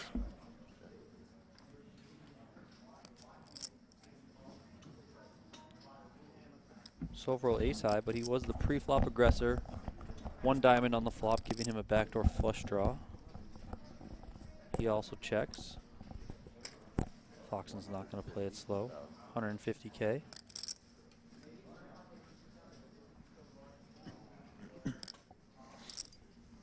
Wilson out of the way. Soverel also out of the way. Move! Get out of the way! Move! Get out the way. How good does this look? Very good. Where the heck did you get that here? I asked the lovely waitress, and I said, can I get an Americano? And she goes, yes. How many shots do you want? I wonder if that's because they fixed the coffee machine. Oh. There's Well, like a $6,000 coffee machine that's been broken forever. oh, God. Broken / no one here knew how to use it. Well, I was gonna use the the production Keurig machine, and then I remembered how much I hate Keurig cups. Keurigs are the worst. But Every then- time I have to drink a Keurig coffee or the equivalent of those fast think so. Wasn't that coffees, great I'm just like, boyfriend? I might as well just go I had plain pink eye on traffic. that bowl. I don't know what I'm That's how I supposed to feel. do. No, but this is actually like a It's very really good. good-looking coffee. Yeah. It also contains 4 shots of espresso. So if I start talking faster, ladies and There you gentlemen, go. now you know why. I'm having a blast. I'm excited. I like this 4-handed battle. It can go any which way. I don't really have a favorite. I like all these players. I think Wilson is making a strong impression, despite the fact that he's been, on the losing end. But, checked behind in 2 spots that were very crucial for his stack preservation. Now battling against Soverel, once again, with the worst of it. Check. Oh, we got Phoenix in the house. Is it hot yet in Phoenix? Because in Vegas, it is still cold. It is Yeah. almost April. Was just talking before the event kicked off with Jeremy Osmus, how he said he was reading some stuff before he got in here today about how this is like the longest winter that we've had. Normally around this time in March, you're getting 70s, low 80s. Yeah. You know what's going to happen? Yes. We're basically going to go from 40 this 40 to 50 degree weather to 110. 100%. There's going to be no in the middle. It's Yes. just going to be from one extreme to the other. Also, I think that it's going to be 120 degrees until like end of October. Yeah, the weather's totally messed up. Did you already shout Joseph out here? Joseph says, work days are much better with poker being live streamed. Thanks for making it available to us. Thank you, Joseph, for watching. Smash that like button. Subscribe to the channel. When we get to 500 likes on today's stream, I'll give away a free annual PokerGo subscription. That also means you're entered into our $1 million free roll Dream Seed raffle giveaway on June 6th. So right. got a chance to come to the studio. And when we hit 390,000 subs, I'm going to do the same thing. So 2 annual subs up for grabs for you guys who are watching live right now. So as a little appreciation for everyone who has chimed in. Wow, let's go. 220 more YouTube subs, and then I'll give away an annual sub. And I'll do one at 500 likes as well. There you go. Great value today. Costs you nothing. Nice check raise there from Brandon Wilson on the turn. This kid's got some game. Yeah, he does. New kid on the block, showing up, showing out. Let's go. You can tell that he's a successful young kid because he's wearing a classy watch. It is not some over-the-top crazy bling. It is a classy watch. I hope we can get a zoom in on that watch at some point. Here's a look at the tournament update from this 10K No Limit event. 93 entries, 4 remaining. The average stack is 48 big blinds. We're going to be here for a while, Donnie. We got the heads-up play around this stage on event number 1, but I think it is far more fun to have this kind of 4-way battle last a little bit longer, to have those chips go flying back and forth. Yeah, 4-way is kind of that nice blend where you still got enough players at the table that there's a lot of different things that can happen, but they're short enough that they're forced to play a lot more hands. Speaking of short, Wilson, the short stack with 33 big blinds. Andrew says, what time is the stream ending tonight? When we have a winner. Yeah, when you see someone hoist that Golden Eagle trophy and we sign off, that's when this will be done. Exactly. But if I were to guess or estimate based on the structure of this event, they usually tend to go for anywhere between 3 and 6 hours. I know that probably doesn't help you at all, but that has roughly been the runtime of these events. Yeah, speaking of the weather, I saw a tweet from my favorite weather reporter, Weather West, on Twitter, that this was the coldest winter in California since, I believe, the 60s. Crazy. I mean, it's nuts. It's cold. And the snowpack has been unbelievable. Seeing the the pictures and the videos of stuff coming out of Northern California area, Tahoe, it's wild. It's really the wild. snow that dumped up there, like, I mean, it's just crazy. A couple of big hands here. Yeah. King Jack off for Foxen. Brewer with ace king. Foxen under-repping the strength of her hand by limping. Brewer. Yeah, I wonder if we're going to see her limp re-raise. I mean, she could certainly limp call here, but Brewer with the raise here to 210.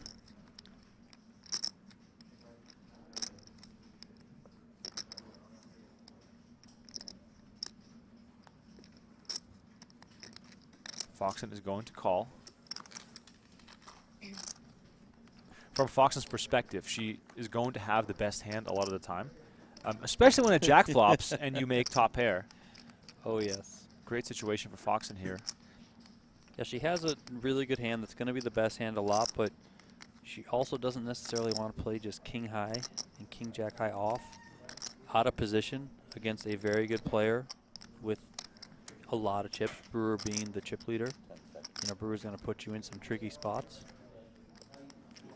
Brewer continues here for 200K. Foxen, of course, very excited right now to get some action on her top pair. Is probably very happy to let Brewer do the betting.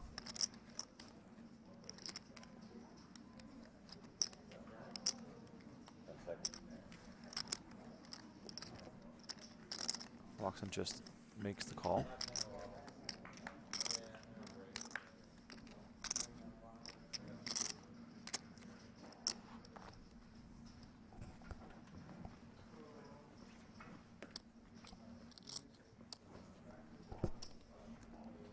Seven on the turn might make Brewer feel a little bit better about going to showdown.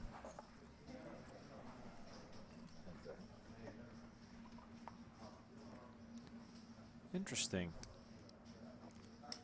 Foxen leading. Donnie, what's the reasoning behind leading on a card like this? I think it's just a little pot control here.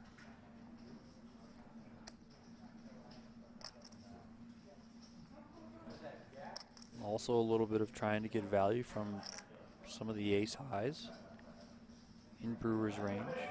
You know, if she checks and Brewer has a hand like he has, he's got also ace queens in his range as well. Maybe he's got some ace tens. Think so. Just check behind so she can get some extra value there.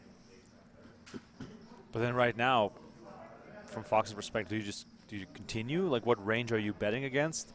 What are you hoping Brewer has here that you can get value from? It's pretty interesting to me how you're hoping he has ace highs. If you just check here, I think he's going to check those hands behind.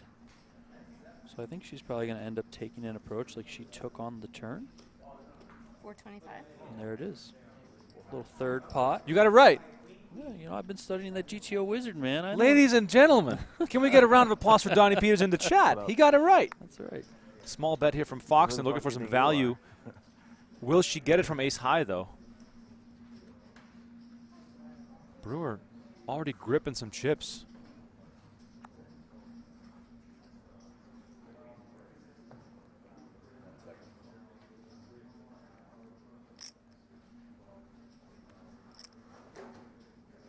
He's probably thinking, am I going to let myself get bluffed this cheaply?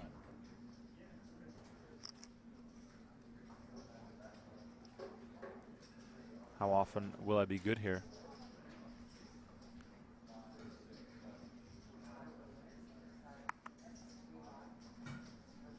Also a bit of looking back at your ace-king being like, really? That's the board? Foxen rakes this one, and now for the first time, she is the chip leader at this final table, starting out with just 8 big blinds. Kristen Foxen now in the lead as we head into the next level. Let's have a look at those chip counts presented by Global Poker. Starting out the new level, Kristen Foxen 44 bigs, Brewer 42, Soverel 32, and Brandon Wilson 25 big blinds heading into the next level of play. Action continues right here on our YouTube channel. Please smash like, subscribe to the channel. Take your game to the next level with GTO Wizard, the #1 app for poker players. Start crushing at GTOWizard.com. You heard the man say it. GTO Wizard, go check it out. GTOwizard.com/PokerGo if you want to find out more information. Also, just so you know, Jeff Platt and Brent Hanks are on the call on PokerGo.com. And there it is, Donnie. Hot off the press. As you said before, Nacho Barbero now on top after making his third straight final table just ahead of yesterday's winner, Ren Lin. A lot of poker left, though. A lot of poker Event number left. 4 kicking off today in the studio. 10 events total at the 2023 USPO. On banks like ever again? No. Heads up, no. With each passing event, there are more players highly motivated to play the next event because whenever you get a hold of a few points, you know you're going to be within striking distance of winning that overall title. The 60-pound gold Eagle trophy and, of course, that 50K cash bonus. Yeah, the cash bonus is certainly something all these players gun for in our series. What do they always say about cash? The cash just looks so sweet, baby. Damn right, Donnie. Shout out Phil Ivey against Brad Booth back on High Stakes Poker, which you can watch on PokerGo. You can. You can indeed. Wilson here. There you go. He's sick and tired of being pushed around. You know, ace-5 suited. That's the solver hand. It is a solver hand. For those interested in High Stakes Poker Season 1, we've been releasing some of the Season 1 episodes on YouTube to celebrate Season 10. It's been really fun seeing people's reactions to those episodes. They're so good. They're so good. Fred Chamanara, Dr. Nasiri, Jerry Buss. Dr. Nasiri. Dr. Nasiri giving a tour of his walk-in closet in his house, showing his collections of scarves well before scarves became big with the German high rollers. Fedor Holtz probably wasn't even born yet when High Stakes Poker Season 1 aired.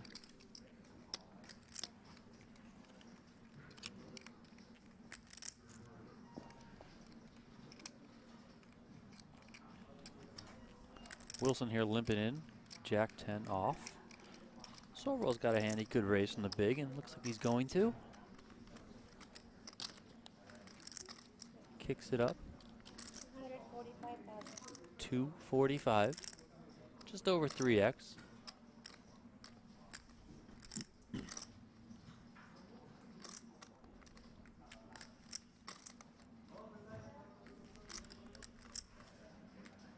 can see all options on the table here for Wilson.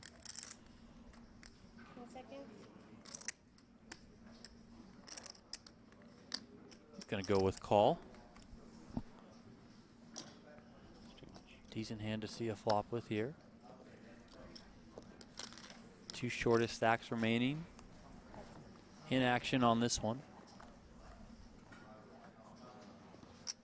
Ace, queen 4, 2 hearts. Soverel maintains his lead.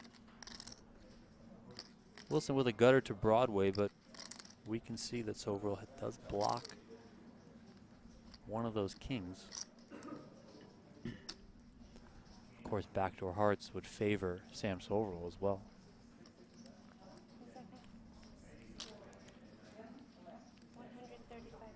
Small bet here.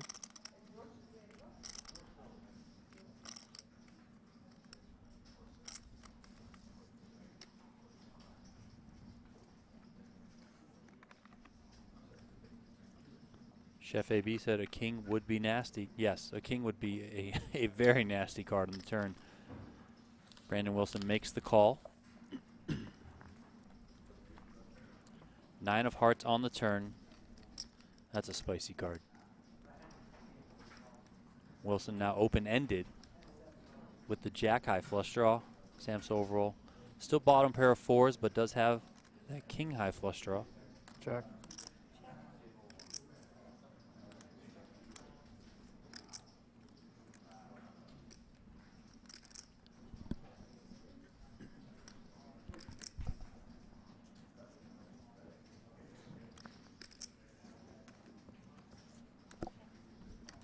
Check, check. Wow, king of diamonds comes out on the river. Brandon Wilson locks this one up with his straight. Soverel having the king of hearts is going to make him pretty eager to fire at this. I can only imagine.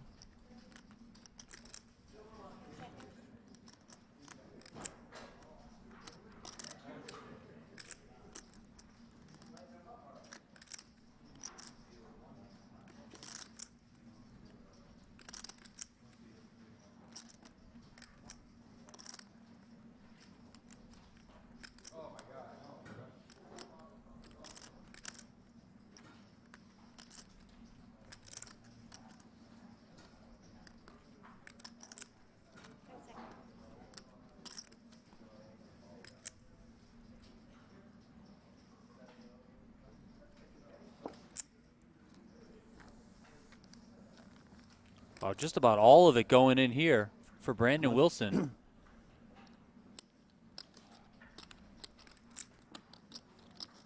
A shove of about 2 1/4x pot.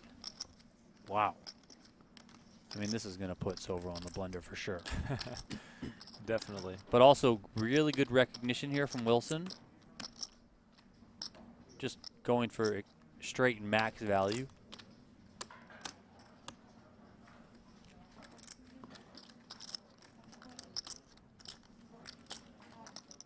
See if Soverel can figure this one out.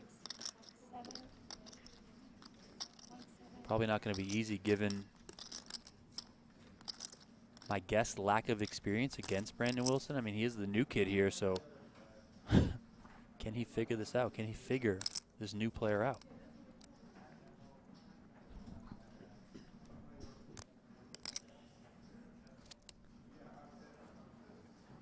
Wow, gives it up. Not too much thought either. Well done, Sam Soverel. Very well done. Nothing? Nothing. Hmm? Nothing Really? but a straight. Nothing?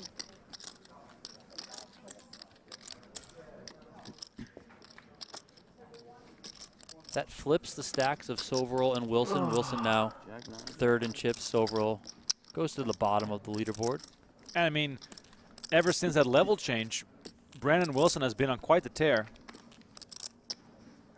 Chipping up for the very first time since the start of play. It was all downhill at first, but seems to have found his groove.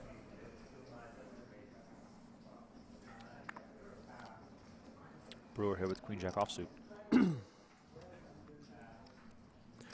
The chat's gotten a little bit quiet. Let me remind everyone that when we hit 500 likes on the video, I'm giving away an annual subscription. And when we hit 390,000 YouTube subscribers, which we're 200 subscribers away, we're going to give away another free annual subscription. So it pays to play and be part of a broadcast here. And, of course, every annual subscriber will be entered into a draw to win a seat into our $1 million free roll at the end of this year. Action on Soverel with fives. Makes the call. A lot of small pots being played. No one really trying to take too big crazy. risks.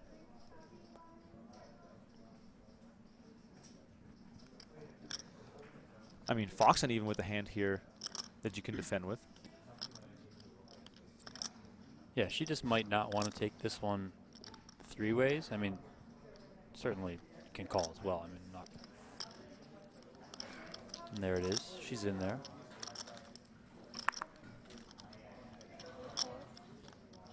Wilson going to hang out on the sidelines as these three go to battle. King 10-7, 1 heart. Brewer's open-ended. Soverel's got the best of it currently with his pair of fives. Foxen undercards, backdoor straight and flush draws, but not a whole ton working for her. You guys can see those percentages. Brewer actually has the most equity in the hand. I also think I would prefer to have Brewer's hand. Yeah, I mean, there's also the implied equity that he came in as the razor pre-flop. Likely going to fire here, getting a favorable first 3 cards off the deck, and should take this down given his opponent's hands. So rolls out. Foxen's also out. All right, Brewer picks up this pot and retakes the chip lead. KP said subbed a long time ago, would love that free roll. Sheesh. Well, KP, as long as you are, if you are a current annual subscriber of PokerGo, but maybe you just happen to be watching on YouTube because you love Remko and I, you will be entered into the Dream Sea giveaway on June 6th, July 17th, and then a later date around October or November. As long as you remain a current active sub on those days of the drawings, you're in there. So, great time to be an annual PokerGo subscriber. Of course, Tuesdays, high stakes poker, new season, season 10. Wednesdays, no gamble, no future. Brand new season just kicked off last week. One of the most insane hands you will ever see in poker was on that episode. Also a little fun twist with the Wheel of Pain that Remko's running as the Wheelmaster General. And then, of course, kicking off at the start of June, we got the World Series of Poker. So get on in there. What is that again? Yeah, what is that again? Just the greatest tournament series in the world. Action folds around to Foxen. Ace-6 offsuit in the small blind. Comes in for a raise, making it 300K. Of course, you want to crank it up a little more from the small blind to apply some pressure. Frank says, feels weird calling Chrissy B Foxen. I don't know. I got used to it immediately. Like, it just feels right.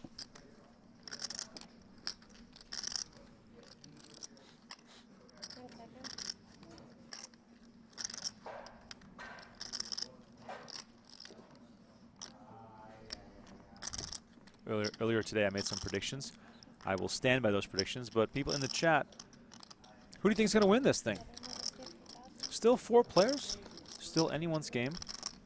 No one really splashing around too much. We've seen some high-level poker here today. We have, including this hand. Foxen coming in with a raise from the small blind. Ace-6 off.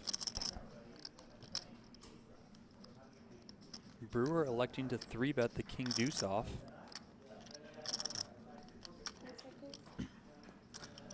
Another one of those hands the solvers tend to lean to like. Playing a little bit more aggressively. Why is that? I mean, the king blocks a lot of premium holdings that your opponent can have. It's like too good of a hand to just fold. Right. But it's also not like the best hand that you just want to like take a flop with all the time. So you can get a little aggressive with it and likely get a lot of stuff through. I had all 12. Oh, sick. Yeah, I didn't use one all tournament. Wow. That's an accomplishment. The solvers like went to like the ace-5 and Opposite of ace-4 me. suited, and now it's Same like with me. the king baby suited or king baby offsuit. That's like Wow. the next step. Pretty soon it's just going to be like deuce 6 off, just go nuts. When's it stop, right? When is Jack 4 going to come into play is what I'm wondering. I mean, just a couple more iterations. Yep. Probably by the end of this year. And then we'll all be like, Robbie was just ahead of the times. Exactly. That's exactly what's going to happen. Marcelo says, Wilson will continue with the underdog theme we have seen in March Madness. Speaking of March Madness, what is happening? It is insane out there. All the 1 seeds are gone. Mountain West, baby, still in. Yeah. And I guess I'm rooting for FAU, just the 9 seed. I think it's great. What's the lowest seed has ever won? I don't even know. I have no idea. I don't really follow college basketball too much, so Same. you're asking the wrong person. What do you think of Wilson putting on and taking off the glasses in between hands? Oh, producer Aiden is signaling that the 8th seed is the lowest seed has ever won. Wow. So then Florida Atlantic could set some records there. Villanova.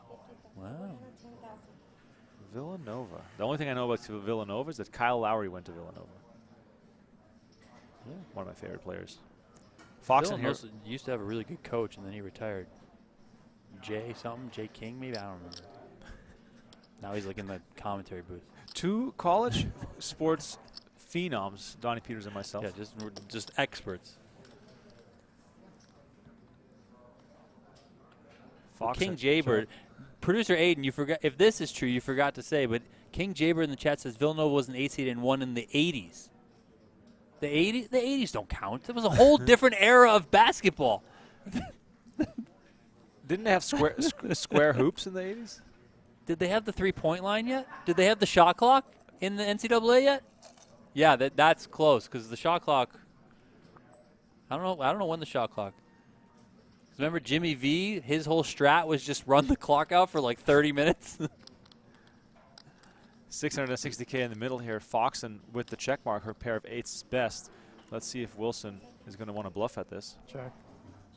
Jason Elliott asks, Ace high. are you a Raptors fan if Lowry's your favorite player? Absolutely.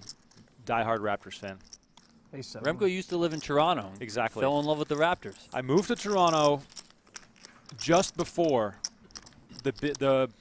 just before they won the title. Yeah, just before the big trade, when they traded DeRozan. No, not DeRozan. I'm like spacing right now. Rudy Gay. Okay. Just before they traded Rudy Gay to the Kings. That was when I moved to Toronto, and that's when I started following basketball really intensely. I lived close to the then Air Canada Centre for quite a while, went to a whole bunch of playoff games, got to know a bunch of people with season tickets, and in that whole stretch from basically, I guess, 2014 or 2013 to 2014 until I moved to Vegas, which was in 2018, I went to a lot of Raptors games. I was in Vegas when they won the chip, which is kind of funny. I was at a bar with a bunch of Toronto fans watching. But yes, huge Raptors fan. King Jaybird is like just basketball expert. King Jaybird might have been the Villanova coach during their title run. The basketball historian out here. Foxen and Soverel clashing with an ace each, and an ace would have spelled trouble for Foxen. Or sorry, for Soverel, as Foxen has the better kicker. And she hits her kicker right here on the flop.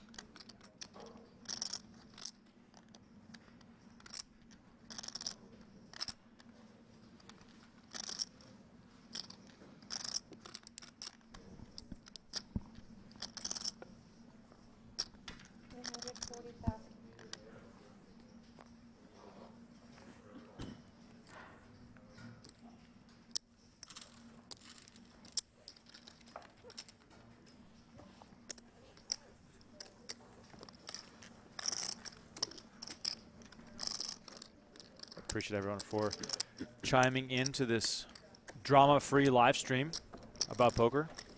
Seems hard these days to just watch the game of poker without a whole bunch of drama. Here's the 10K PLO field. Day one underway. We see Negreanu in the mix. Dan Colpoys already sat down. See Jeremy Osmus, John Hennigan. Tons of familiar faces playing already. Registration still open, so if you've got 10K burning a hole in your pocket and you're in Las Vegas, head on over to the studio right now. Jump in the mix.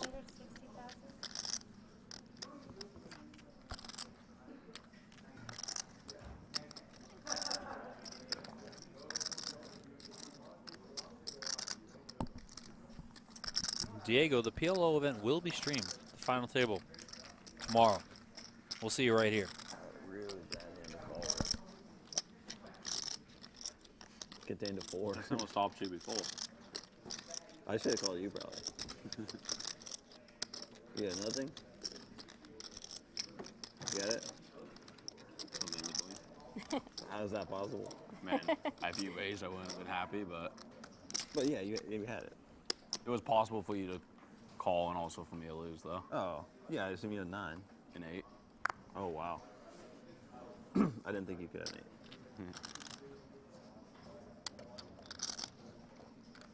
I don't think it's bad. I didn't Tom feel like Tracy there was asking an 8 anything there. going on at the studio this weekend. Yes, Had like we are dark on Sunday, but we do have action on Saturday. I believe it is a 25K no I had loss. 3s. Yeah, I read 3s. It's like 3.7, right, Chrissy? You can always check out the schedule on pgt.com. That 1.9. 3.5. A little bit more. Soverel now, the short stack with just 19 big blinds after having been in the lead for quite some time. Red Oh, thank you. something. Can you pitch lower? I think, Yeah. oh. I Your thought- card, you said you saw a card, right? Yeah, Yeah, it's Yeah. like a low red. it is. Turn it over, I mean. Yeah, then. But it's Yeah, that was the first one. Cool. Yeah. A low red. It was a red 10, but hey, who's counting? Thank you. Poison hand now, though. Low enough, right? 44 players so far in the 10K PLO. Negreanu's still in the top 3.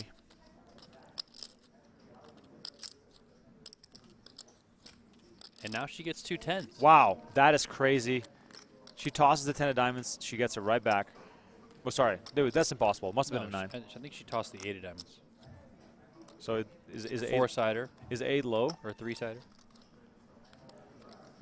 I guess I'm not paying attention. I thought it was. Low is relative. I mean, it depends who you are. Right. I mean, he probably didn't see paint and saw just a couple pips on the side and was like low card. Right. Imagine if this hands turns into something.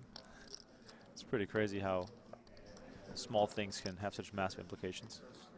Wilson is going to defend from the big blind with Queen 5 suited.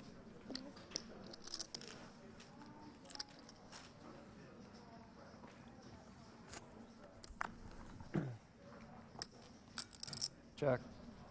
I need one of these fucking eagles, man. I need to start winning some hands. I want a hand like 2 levels. Sam Soverel needs to win one of those effing eagles. To quote You're him. gonna steal one. I have one. I don't. I have no trophies. None? No, that's not true. I have like 3 EPT trophies and I just have no PokerGO studio ones. I don't. I only win if I'm at least like 5,000 miles away from my home. That's why I had to move to New York. So How I could far beat are you Vegas now? all It's the working way. so far, yeah. Oh, wow, okay. Uh-oh. Next level. I had to get out, make sure I wasn't living in Oh, Vegas wow. so I could win in Vegas. Little side-by-side here, Mr. Robot.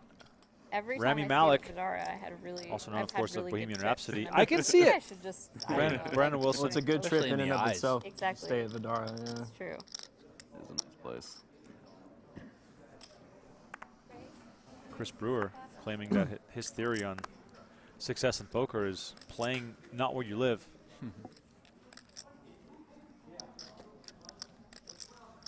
Tom Tracy wondering, can anyone watch these events in person? You can definitely walk in here, sneak peek. Of course, you can't stand there all day, but you can definitely walk in here and take a look at the tournament area.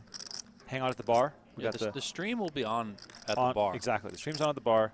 You can get yourself a beverage, have a good time. You have Players like are always walking in and 1.5, out. 6? Little less. Okay, thank you.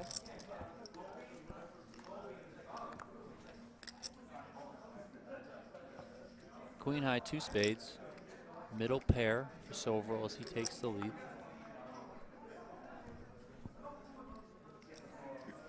Foxen's going to continue. 110,000.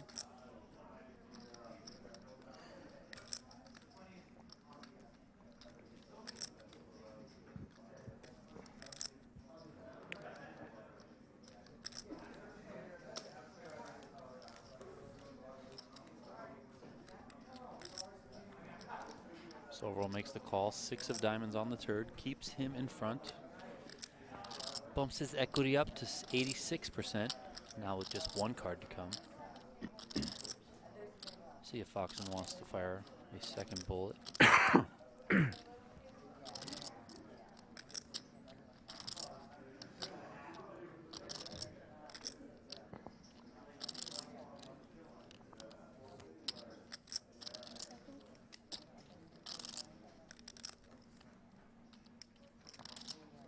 She does come with it, 400K.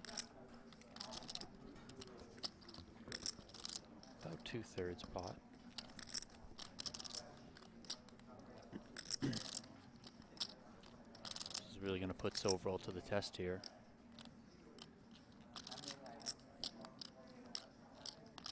$1.2 behind for Soverel, so this bet representing 1/3 of his stack as he kicks it into the muck. Well done by Kristen Foxen as she chips up. Is now just about tied with Chris Brewer at the top of the leaderboard. Sam Soverel down to 15 big blinds. So if he's going to get that Eagle trophy, he's going to need to do some work.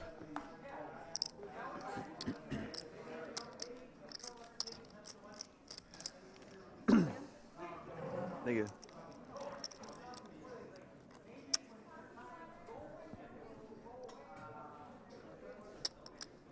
$400 likes. We love it. Love to see it.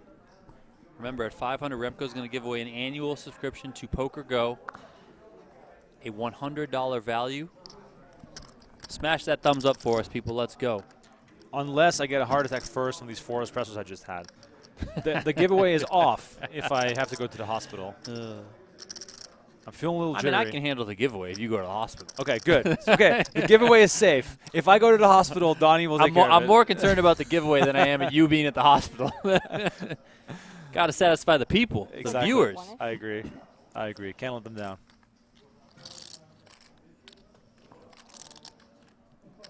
Four-handed, event number 3, here at the 2023 U.S. Poker Open. You're going to see Foxen and Soverel battle once again. This time blind on blind. Soverel first. Flopped a pair of 5s. He's also got a backdoor heart draw.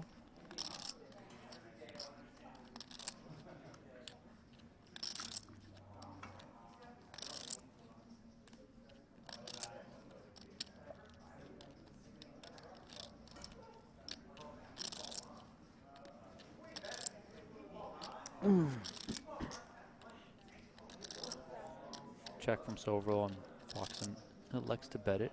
One big blind, 80K. If I hear D next say meatball on one more fucking time. Soverel makes the call. For 5 minutes straight. What does he mean? I don't know. Whoever the hell meatball on is, though. Not a fan. 9 on the turn. Soverel still best. Are you playing? Foxen went from having just about nothing to now she at least has a little bit of equity here with the gutter.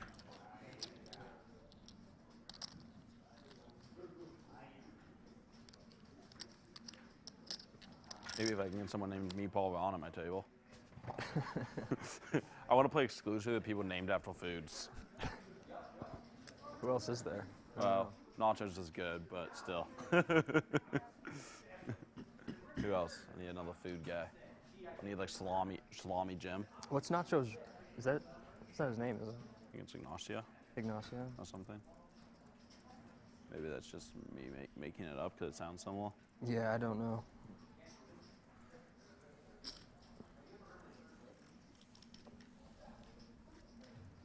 Probably some guy out there named like Pork Chop. Foxen went for 275K on the turn. Really Soverel once again made the call. And Jeff can go off. He's still just not believing. 9 pairs the board on the river. Another check from Soverel. If he didn't believe on the turn, I don't think the board pairing he's going to believe on the river. Foxen, I'm also surely knows that she can't win by checking back here. Exactly. There it is. She's just going to put Sam all in. Wow. Massive decision for Sam Soverel. And judging by that stare down, he's not going to go down without giving this some serious consideration. Already in it for quite a bit. Donnie, this could be an epic call if he makes it. I think Sam's recognizing that, you know, he kind of made his decision on the turn, given the run out here.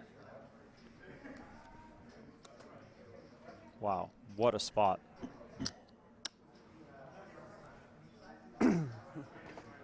Standing up. When you stand up, I think you're highly likely to call.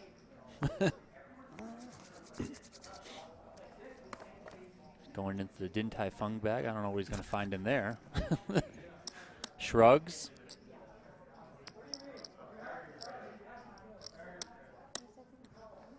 Does make the call. There you go. Sam Soverel. Nice call. With just a pair of 5s, no kicker. I think it's 765. Puts his tournament life at risk and doubles up through Kristen Foxen. I mean, this is the hand of the day so far. Wow. Round of applause for Sam Soverel.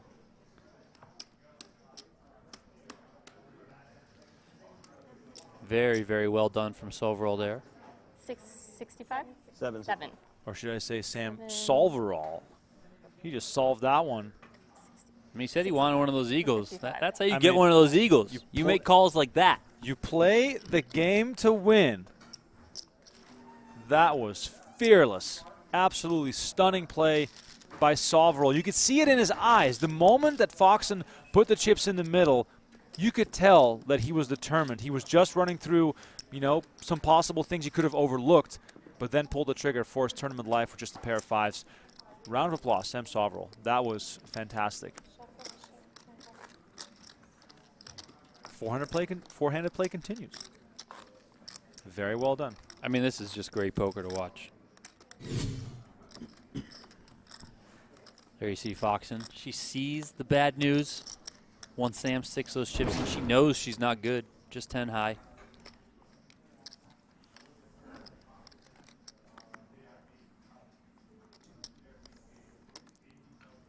Soverel off the short stack. Now 3rd in chips. Sandwiched in between Brandon Wilson, who's at the bottom, and Kristen Foxen, who's sitting in 2nd place. Chris Brewer still maintaining pole position.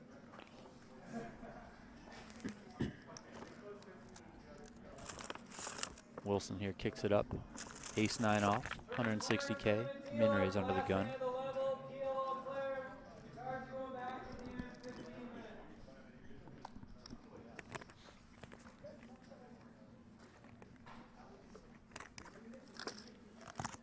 Brewer's coming along. Very playable 10-8 of diamonds from the big blind. A little gift. Another gift. Here, Kristen there. Likely talking to Alex on the rail, her husband. Alex Foxen. She just gave a gift, in her own words, to Sam Soverel. Gift he had to work for, though. Brewer flops 2nd pair here. Backdoor diamonds. He checks. Wilson continues for 110. Brewer makes the call. 6 of diamonds on the turn, pairs the board. 2nd diamond comes in, giving Brewer a flush draw. He checks again. Battle the sunglasses.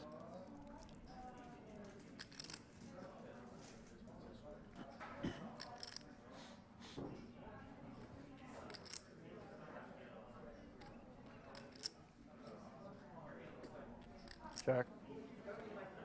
Wilson checks behind. 6 on the river. Full house for Chris Brewer. Locks it up as long as he doesn't fold.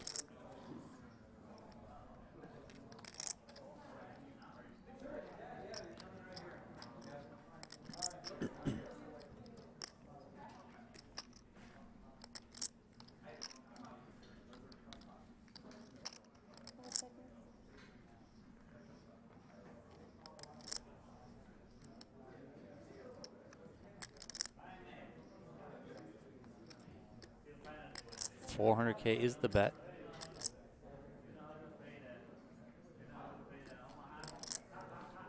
Brewer betting 400 into a pot of 660,000.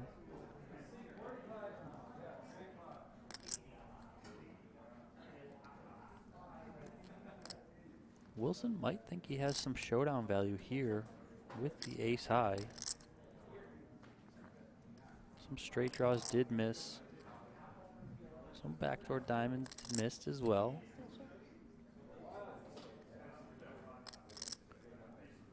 We've seen Wilson make a lot of the right decisions so far today. See if that trend continues.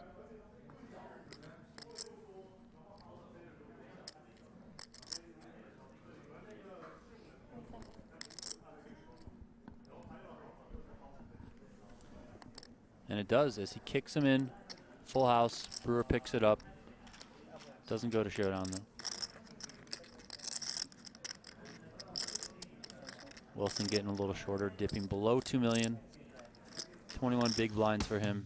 Chris Brewer increases his chip lead. And here's a look at the beautiful Las Vegas skyline to remind you that you can play free contests and win real prizes. Check out play.peachd.com. Make your free picks right now for a chance to win. Don't forget, every day, play.peachd.com. Go and get in the mix. I'm seeing some people in the chat saying they came from the Garrett interview. Please give us the lowdown on the drama. Give us the summary. Poker's been full of drama lately, Donnie.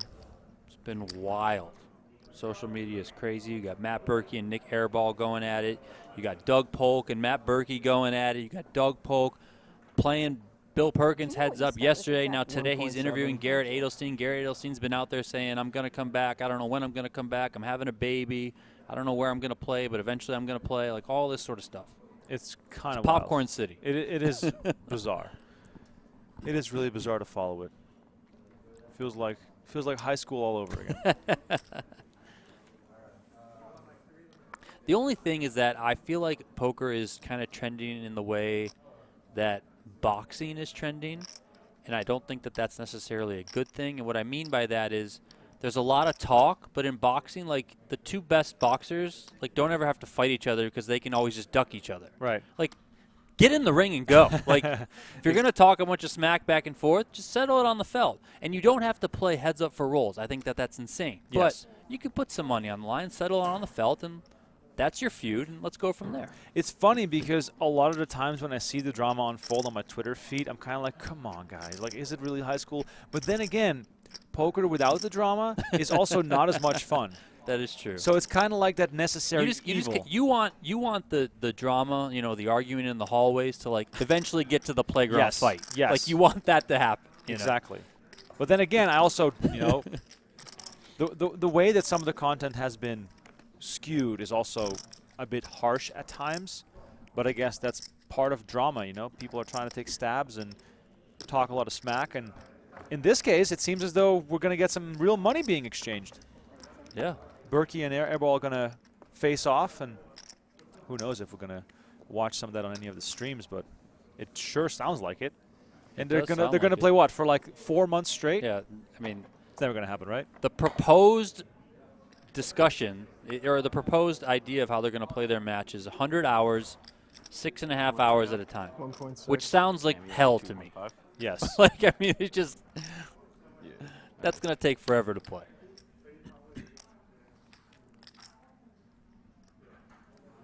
But if they're going to do it, I'll be watching. That's for sure. King Queen off here for Brewer. Comes in for a raise.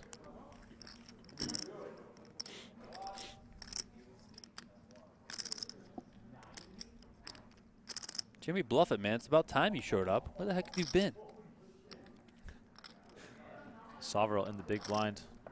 Brimming with confidence after that heroic call. Does decide to let this one go. Wilson, meanwhile, still the short stack with 19 big blinds. We're still four-handed. It's been like this for quite a while. Every player has held the chip lead at some point. But Brewer currently in command. 5 million chips, the first player to hit that mark. Jimmy Bluffett said the match won't be streamed. What? Then why are we doing it? Yeah. Put the content out there. It's all for the content, ladies and gentlemen. I mean, I think Nick Airball is certainly somebody who he might not have something like directly to sell, but he seems like a guy who very much is all about being out there as a personality, as a brand himself. And then, of course, I couldn't see. Berkey is attached to Solve for Why. I mean, that's something to market. It is black. You stream it, you come out on Can top. I get a new one? Hey, sign up for my course type of thing. Like, exactly. You know? I thought it was like a 10. You can, yeah. Thank you. Is Nick Airball selling merch yet? I mean, he should. Thank you.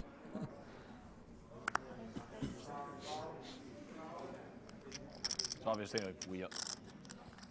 It's always a wheeled spot. Phil 87 says Airball punts his whole stack in one hand, so it'll be a short stream. I think I saw a black. I mean, I'd love to hear from you guys in the chat. Who do you think is the favorite between Airball and Berkey? Yeah, I've thought about that too.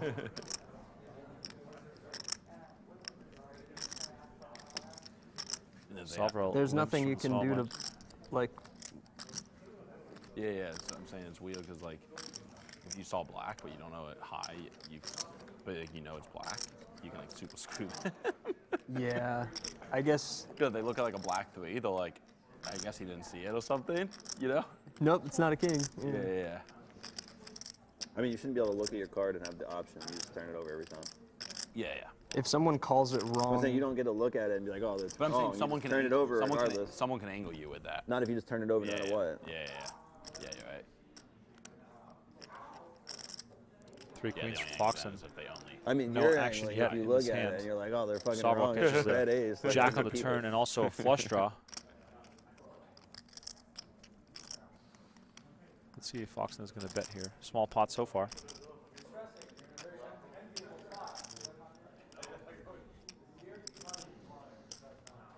Foxen does come with a bet. Looks like 175.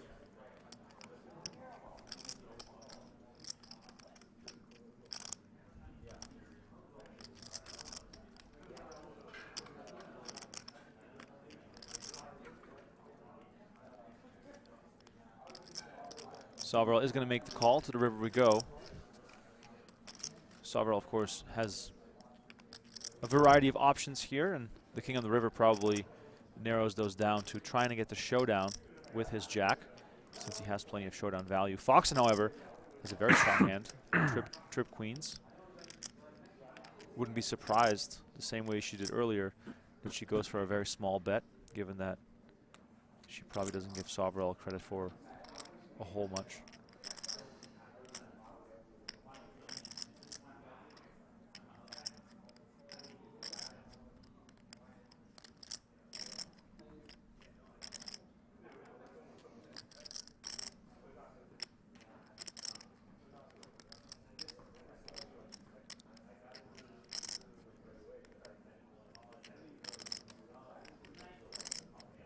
What's the bet?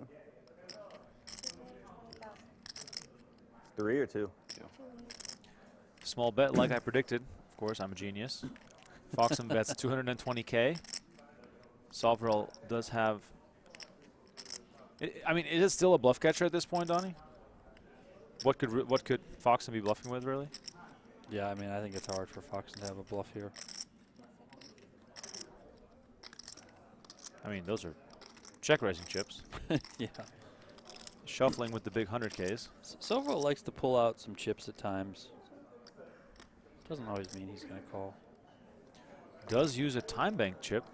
That is very interesting.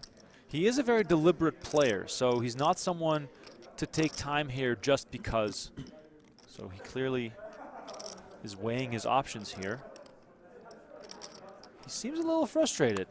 Yeah. Oh! It's getting out anyway. What was that? He was trying to muck, and the card just bounced. Oh. And he showed without trying. 7 of spades, though. How about you? Nothing? No, I had a queen. Nice hand. Look at this, look at this, look at this. This is great. I mean, it's so Here. good. Oh! I guess I can't He's say I trying to don't cover it up with his hands. That's amazing. All right. Soverel Probably got bluffed like 5 times 140. tonight. did not intend to show that. Oh yeah, bring me those beats. Here's a look at the chip counts presented by Global Poker. Chris Brewer still on top, 49 big blinds as we head into the next level. Kristen Foxen, Sam Soverel, and Brandon Wilson still in the mix as well. Four-handed play seemingly going on forever, but it also means that everyone can still win this tournament. Haven't seen any all-ins in quite some time. Who do you guys think is going to win? Let us know in the chat. Appreciate you for tuning in. When we hit 500 likes on the video, I'm going to give away a free annual subscription. Same thing also when we hit 390,000 subs on the channel. 190 subs remaining as Soverel just goes to town on those noodles over there. Reminds me to also maybe get some lunch. Oh yeah, get in there. The Phil Hellmuth School of Eating. Just putting it away. Wow, we got. How many times are you going to show We're it? getting some close-ups there. What is that? Some veggies, perhaps? Like, maybe a bit of chicken that was there. like when your CD used to skip back in the day, except this was just video of Soverel eating. Here's a look at Sam Soverel's live tournament success. 152 cashes, 6-figure cashes, 58, ladies and gentlemen. That's ridiculous. But only 2 7-figure scores, 27 total wins. So you could definitely call him a closer. Currently 20th on the PhD standings, and like I mentioned earlier, 20 million in career tournament earnings. Play continues as the blinds go up. We're going to play 50K, 100K with 100K Blake Blind Annie as Jeff Platt and Brent Hanks are still on the call on PokerGO.com. We need a new shuffle machine. Let me just remind you. I need some winners. Let me remind you that if you're a PokerGO annual sub, you're automatically entered into our Dream Seed giveaway raffle. You could win They gave me a chance a at one seat time. into $1 million When you had the king free queen. roll at the end of this year. At ace 5 of diamonds. I was, The fucking PGT.com/dreamseed dream-seat for more information on You can see that you already that giveaway That was and definitely other ready to go. promotions I we're going to be was running fucking for the counting dream the seats. I felt the table lift a little, and I was like, Well, like I said, Less than I 30 ate likes five. away I from was 500. just like, I'm fucking Let's ready get to there. gamble with Brewer. Beautiful. Love to see it. Thanks to all the new people chiming in, turning in, tuning in. Let us know where you're watching from. Can you pull the clock We will back be and pitch live it? until there's a winner today on the broadcast.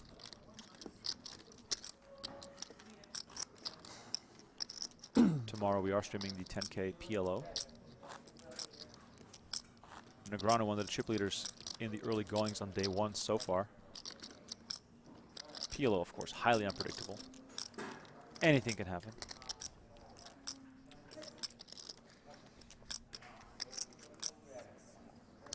I should have rocketed the money in last hand.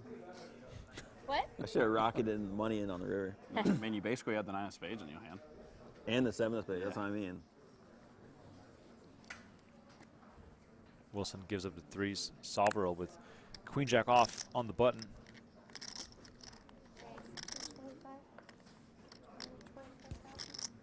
For those wanting to enter the Dream Seed raffle, all you have to do is be an annual subscriber to PokerGO. First drawing is on June 6th. In order to qualify for my giveaway for an annual subscription to PokerGO, all you have to do is to just stay here in the chat. When we hit 500 likes, we're going to give away a free annual subscription. Let's go. Smash that like button. Thumbs up. So 2 annual subs to give away today. The second one is going to be when we hit 390,000 YouTube subs. Always setting those goals higher and higher. Yeah, 14. Josh Chips, yes. As long as you're an annual sub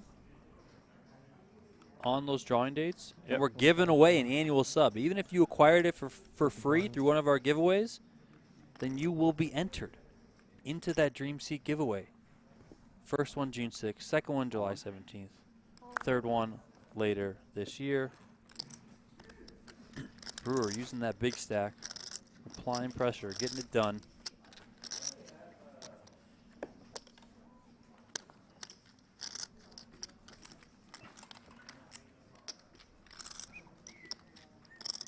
Jimmy Bluffett, that's right. Race to 400,000 subscribers. I hope we get there before WSOP starts, and then we can just get to 500,000 during WSOP. Love it. Got the location, weather, and beverages flowing in the chat. Foxen with a nice looking King 7 suited. Beautiful. We're playing 50, 100K now. Oh yeah, it's a serious poker. 500 likes. Let's go. We got it. Nice. There's only 115 big blinds in play. I believe the average stack was 115 big blinds when Justin Young and Joey Wiseman went heads up a couple nights ago. Brandon Thomas asking if this is live. Yes, indeed. We are live right now, coming at you from Las Vegas. PokerGO Studio, to be exact. Soverel here flops a pair of queens.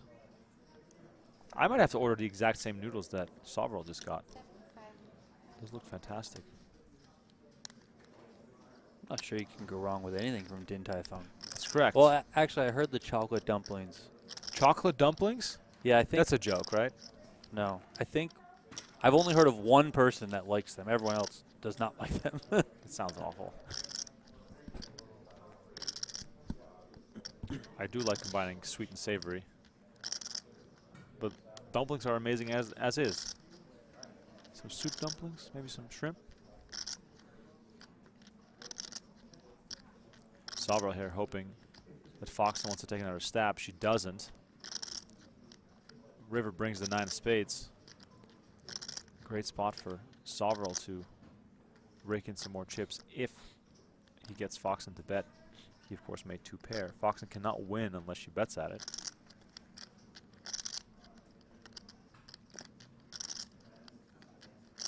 $850.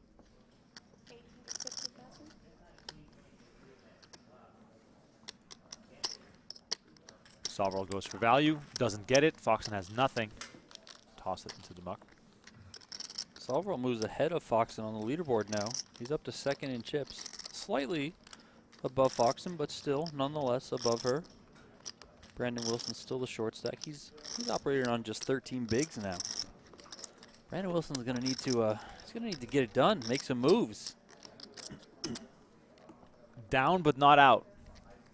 All right, time for our free PokerGo annual sub giveaway in the chat. Let's go. We're going to keep it very simple. Give me the finishing order of today's final table. We have 4 players remaining. I would like for you to predict in what order they're going to finish. So 1, 2, 3, 4. What are we going to see at this final table? I'll give everyone a chance to submit their guess. Your answer doesn't matter. I'm picking a random winner anyway, but it is a bit of fun to get you guys' guesses. So for an annual sub, let us know in the chat. 1, 2, 3, 4. What's going to be the finishing order of today's final table? And in about 5 minutes, I will pick a winner from everyone who entered in the chat. And then I'll let you know how to contact us. Soverel here with 7s. All in against Brewer. We're going to see a lot more of this in the next few orbits because the stacks are getting shallower. Time, but again, it's close. So I with think the blinds going up. When you pitch, like, just like tilt the deck down. I don't know what else to. You're pulling the card off and then throwing it. Thank you. If I didn't see that 6, I wouldn't have showed. Player's a little upset about really the way the cards are being pitched. That's about right. Yeah, this is good. Red? No, I had 2 black. It's not until you play with very experienced players that you notice how much they see and what they pay attention to. Can't get anything past Sam Soverel. Lots of guesses coming in. Please keep them coming. Brewer definitely the favorite among the people in the chat so far.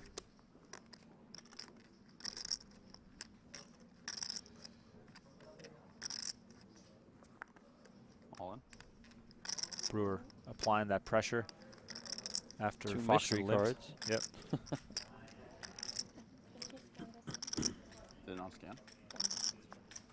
Okay. Ace-4 clubs. Well, I was gonna hide that one.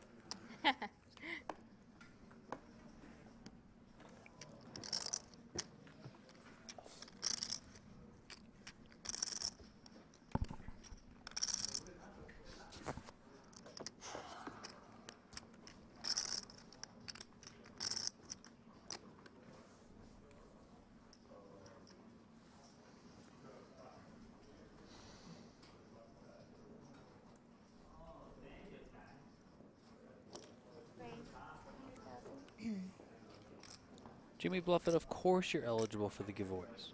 I mean, come on, man. You got to put a guess in. Like, you know, you're not just eligible by default.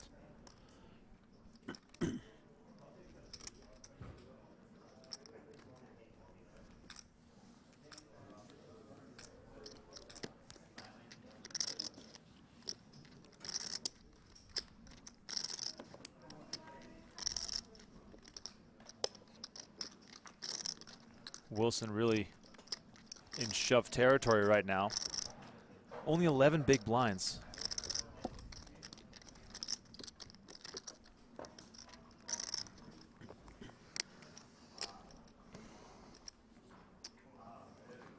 For those of you just joining, the chat's going off because Remko's about to give away an annual PokerGo sub. All you have to do, be a subscriber to this channel so that you can chat and drop in the final 4 finishing order that you think this event is going to result from. Foxen here picks up 2 aces. Chris Brewer with King Jack. Last I checked, that is a good hand. Pocket aces in the mix, red aces to be exact. Let's see if Brewer's going to fight back at Bignell here. He's been pushing his big stack around, but of course, the implications currently are massive. If Foxen, or sorry, if Foxen were to double up through Brewer, she would have a strong chip lead. Brewer, of course, not getting that out of line. Just makes the call. Let's go see a flop.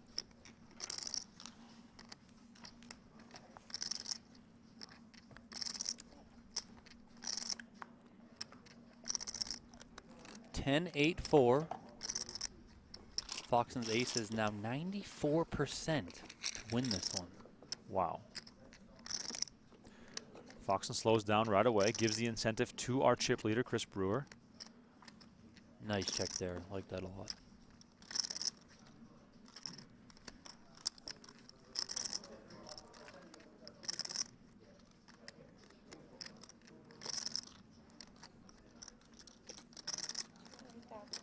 $200K from Brewer.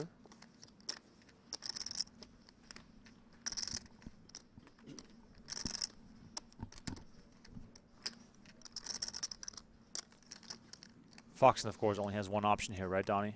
Just calling, hoping that Brewer is going to be stubborn, trying to get her off a hand. Of course, she has a lot of ace highs in her range, king highs in her range that Brewer can, from his perspective. Oh! Wow, she goes. Never mind. Never mind. I'm going to try to stop. I'm going to stop trying to analyze I mean, these I was pros. with you in the good. just call. Good. I mean, she has a hand that's not too vulnerable. Wait, did we just rabbit hunt? That might have just been the cards running across the reader in the middle of the table. A little rabbit hunt there. People in the chat asking, what was she afraid of?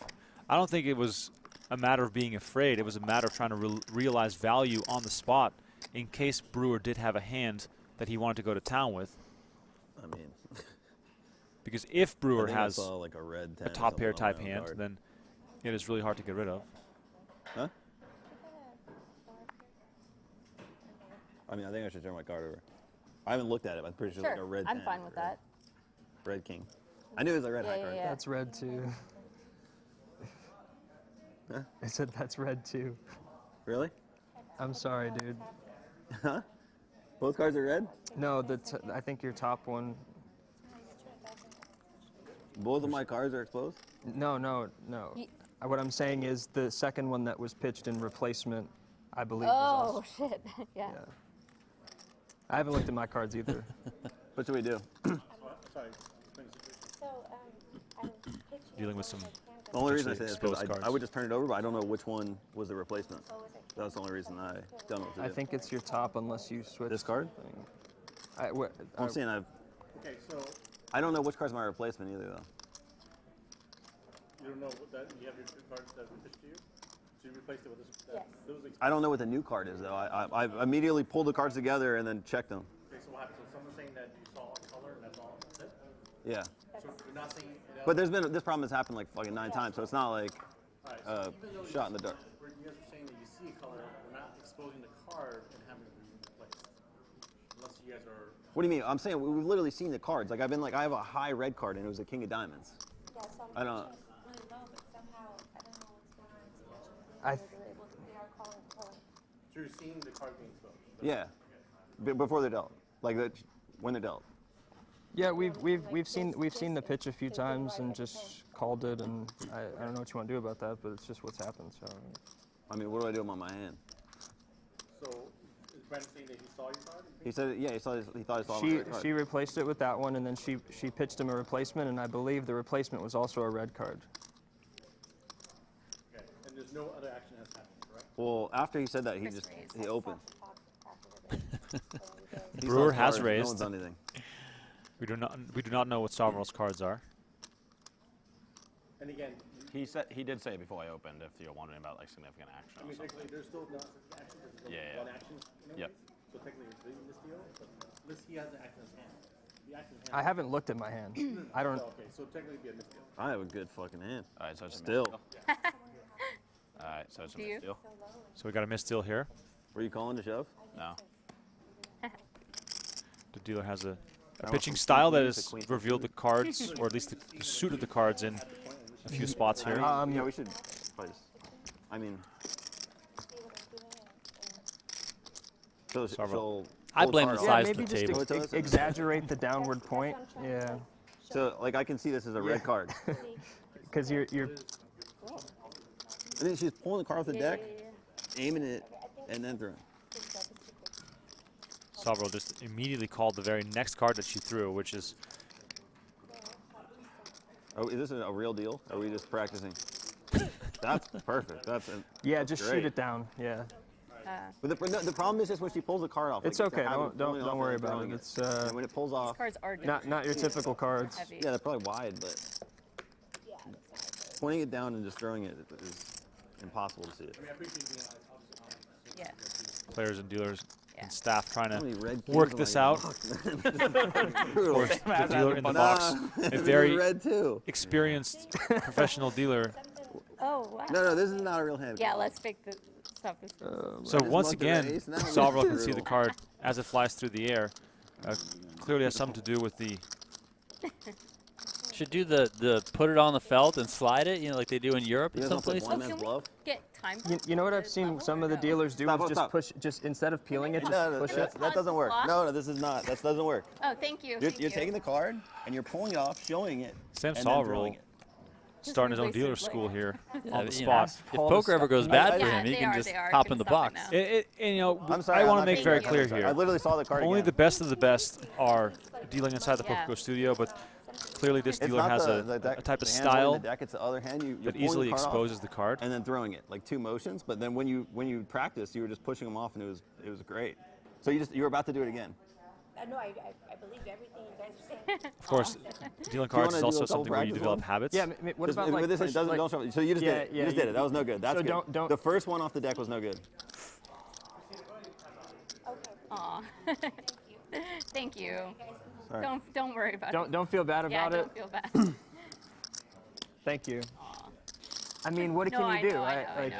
Yeah, But thank you guys for saying something, because I'm not watching the things. Red king, red queen, Yes. red ace. Flipping it to them. Yes, it's a different angle. you and I can't see Exactly. it. Yeah. Thank you. Okay. Thank you.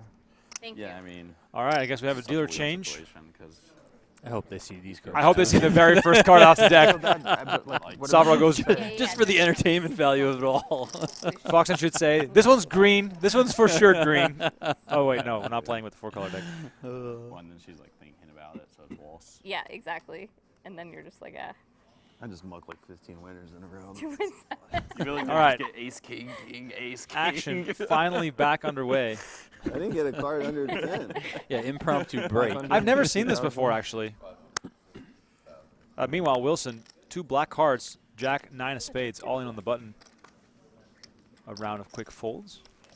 And we are back in action. All right, 1 more minute. We were distracted for a second here. 1 more minute to send in your predictions of who's going to win this tournament. Who's going to get second, who's going to get third, who's going to get fourth. 3.1. We're giving away a free annual subscription to one of you lucky viewers today. You don't have to be right. You just have to submit a guess. So 1 more minute. We got distracted a little bit there by the dealer confusion, but action is back underway. The giveaway is still on, and you can win a free annual sub.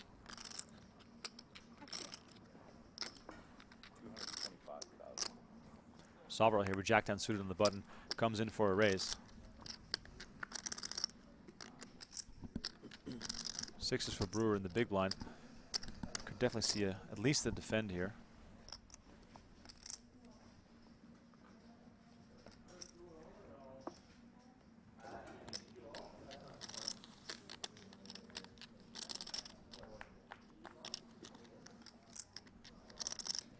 Keep those answers coming, people.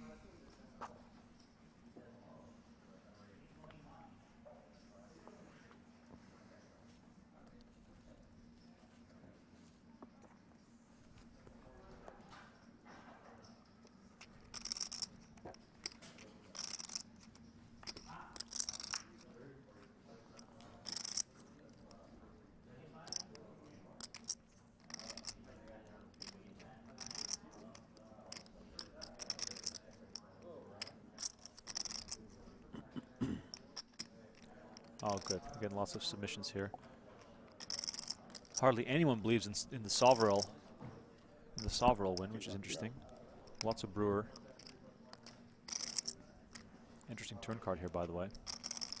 Brewer decides to bet with the 6s, even though his chances of winning have gotten a little smaller. Soverel picking up the straight draw.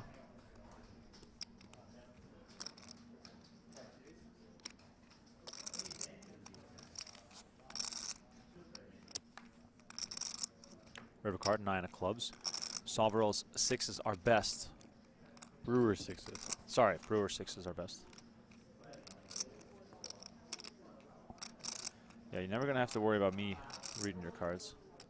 Can't even see it if it's right in front of me.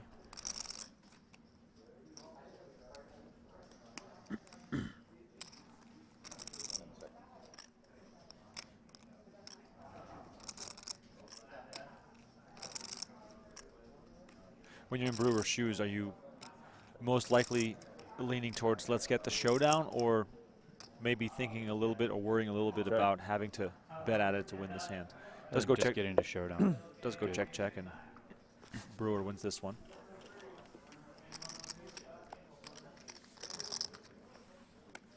All right, let's pick a winner here in the annual sub giveaway. Let's go. Look how that was.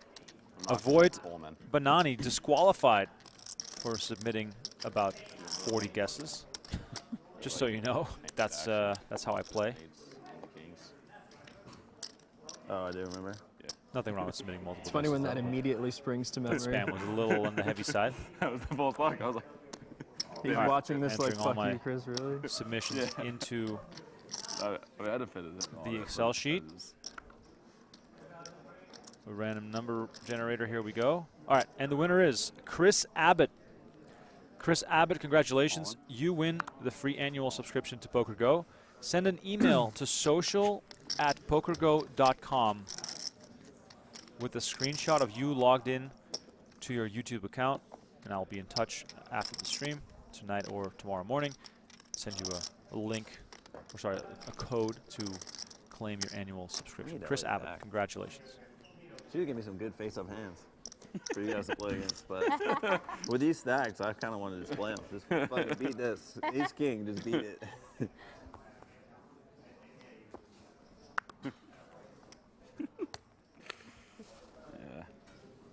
I think once she was stressed about it, All in. no chance. Yeah. It's Wilson all in here from the small line, trying to pick up some much-needed chips. Yeah. I was like, they should switch all, but they didn't. I know, it's like, if you say that, it seems rude. Whatever.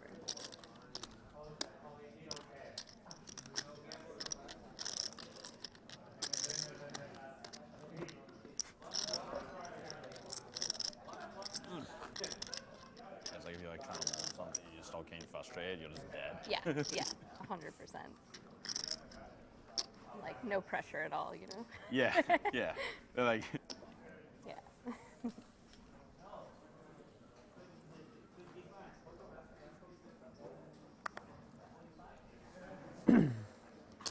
Yeah, like 2.6, right? 2.5, yeah. 0.5 back.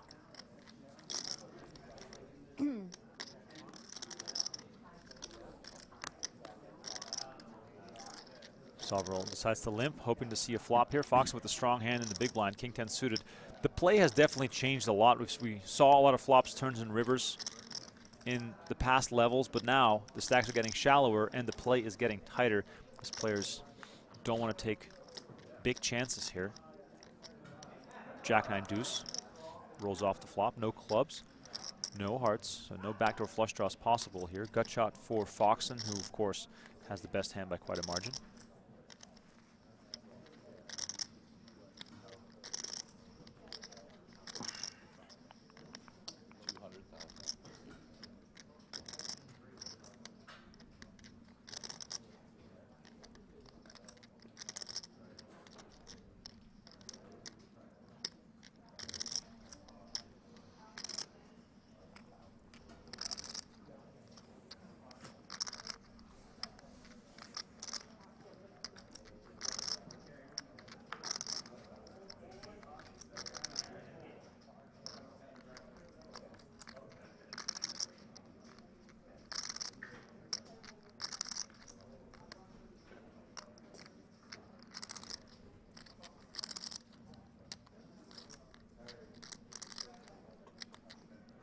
A ride on the turn. Foxen now open-ended. Soverel still with some equity since nobody has hit a pair yet.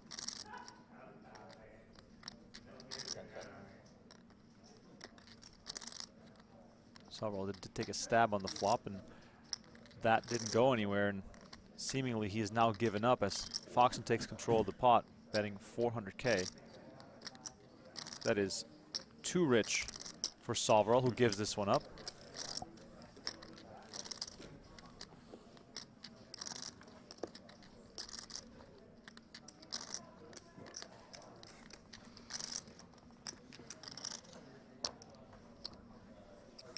Can you not pitch over the clock for me?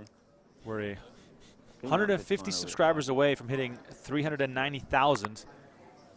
Like I promised earlier, we'll give away an annual subscription as well when we hit that mark. 400 action continues with Wilson. Still very short.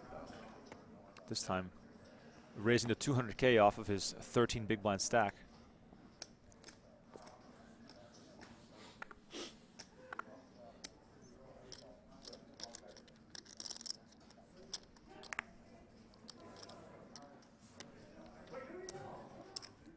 It's kind of funny, Donnie, how you think that, oh, the stacks are getting shorter, we're going to see more action. But it's actually quite the opposite. Players are just being very careful. Not seeing many big confrontations at this point.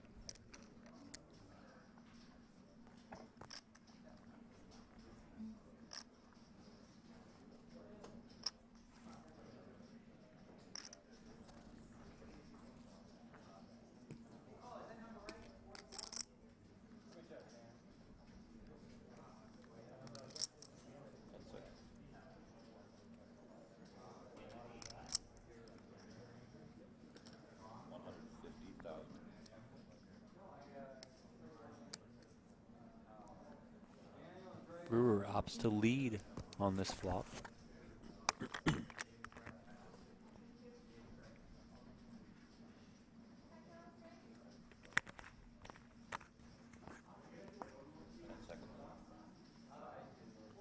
Wilson might just want to get this in. Okay, does just make the call. Wow. Playing some shallow stack poker.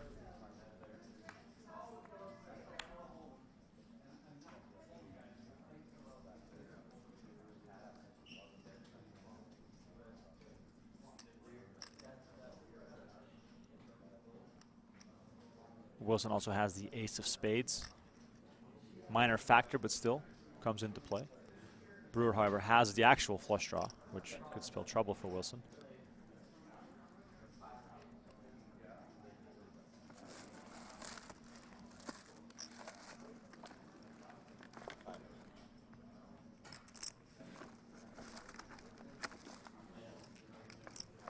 What was that? Brewer tossed out some money there, but I couldn't really see what was going on.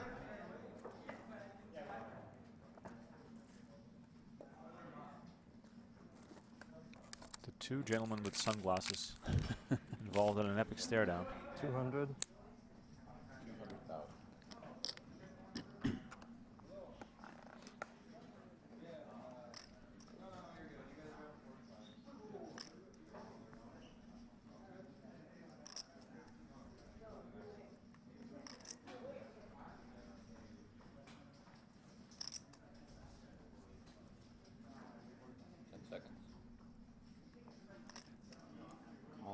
Wow, Wilson goes, or sorry, Brewer goes for the check raise. Wilson now at risk. A pair of fives, the ace blocker. What is he gonna do? Tough spot.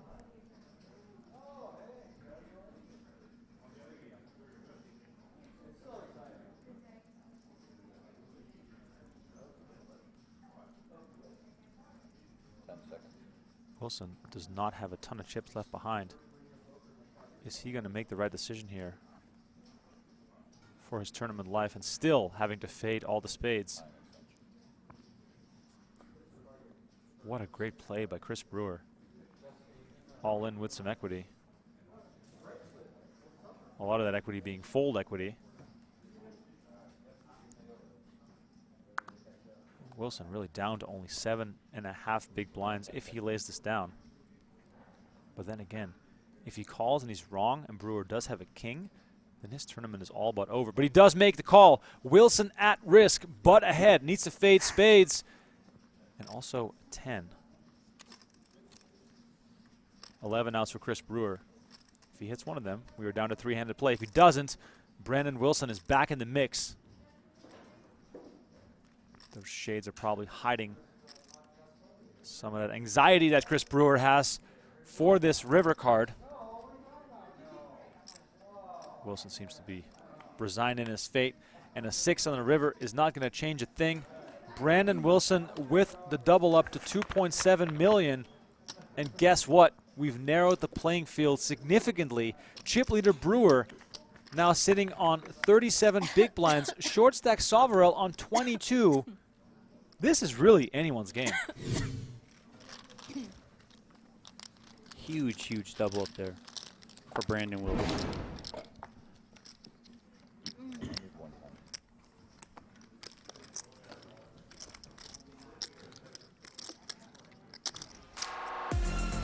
Oh yeah, bring me those beats. As if I wasn't awake enough after 4 espresso shots. This music definitely gets me going. Here are the chip counts presented by Global Poker. As I mentioned, a very tight race. And from those 93 entries, just 4 remain playing for the title in event number 3. 213K up top for the winner. The action is going to be pretty exciting over the course of the next, let's say, hour, 2 hours. How much longer can it really last with the blinds continuing to go up every 40 minutes? If you're just tuning in, please smash that like button, subscribe to the channel. Let us know in the chat who you're rooting for.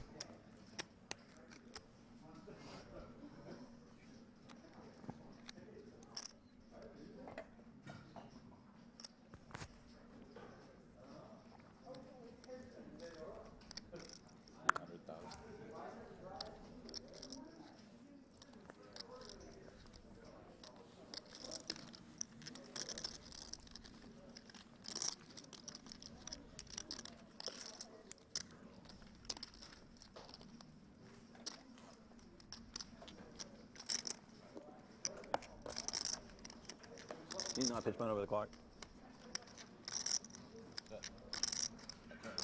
I was thinking you not pitch mine over the clock. You can do it with theirs.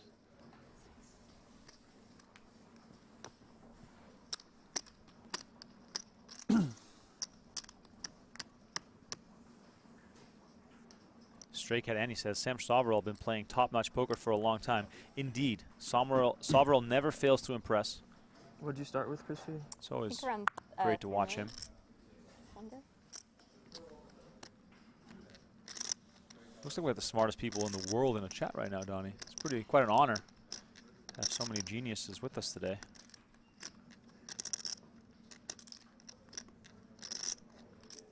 Soverel here with queens. Foxen with 7s. This could spell trouble for Chrissy Foxen.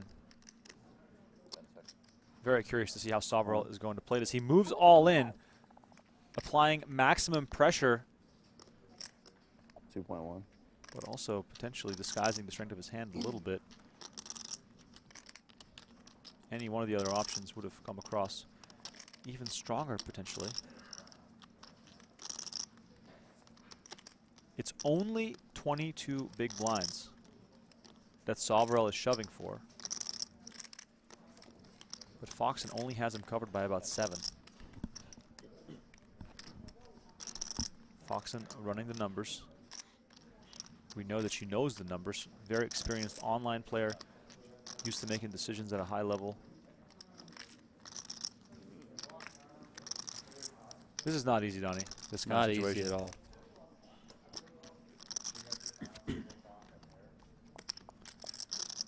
Sevens are always extremely tricky in this spot. Likely the bottom of her range in terms of being on the fence about calling, even considering calling. There it is. Oh, she makes the call. Oh, sorry. I just saw Alex Foxen. Kristen Foxen in trouble here with pocket 7. Sam Soverel dominating her with queens. We might see a new chip leader here once again. 4.3 million in the middle. Foxen just 875K left behind. They say that it always comes 7, but will it today? Flop comes. Ace, deuce, 6. No backdoor draws for Foxen. She's looking for one of the 2 remaining 7s in the deck. Sam Soverel in a great situation right now to take the chip lead. Turn card. 10 of diamonds. Wow. Now just 1 out for Kristen Foxen. 7 of diamonds now dead. Yeah, she's not happy about this one. The one outer, is it there? Ooh, it is not. 8 of clubs looks close, but of course not enough. Exactly. Yeah. Soverel, 2.1. Yeah. motionless, emotionless as well, receiving a full double up. Foxen still in the game, down to only 8 big blinds, which is exactly what she started with today. She came into the day with 8 big blinds. She's sitting on 8 big blinds right now. But for a moment there, it looked as though she was heading towards the win. And right now, she is looking for a comeback. Unfortunate spot there for Kristen Foxen. Play continues, though. We're still 4-handed. Here's a look at Sam Soverel's last 5 years. As Stray Cat Annie said in the chat, he's been doing it for a long time. Look at the consistency. Of course, 2020 can be eliminated from this graph, but all the other years, Sam Soverel is just always crushing the game. Back in the studio. Action on Mr. Wilson. Yeah. Wilson! Say again, what? King jack off. Oh, 675? Yeah. For NA, asking for her connection with Alex Foxen. They're married. They got married last year.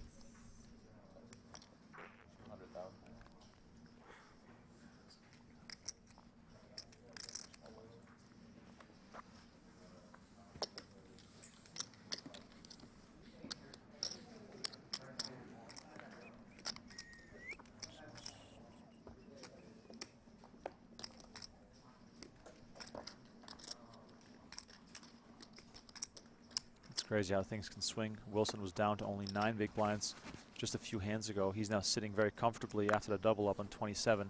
Foxen, meanwhile, all but out of here if she doesn't find help quickly.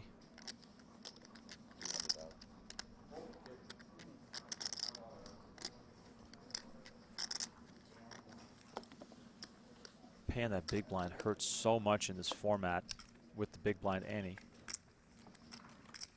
Sure, you get some free hands, but when you play short-handed, it's kind of like a slap in the face when you're just short stack.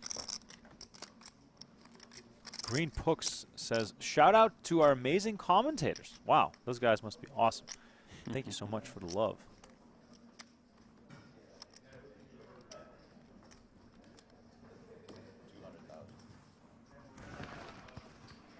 Soverel raising it up. Ace-4 offsuit. Foxen takes the free hand, decides to fold.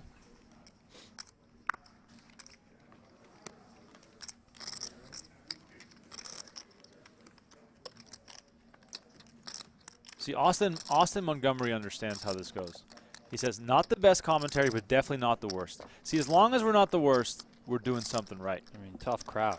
Awesome. Jeez.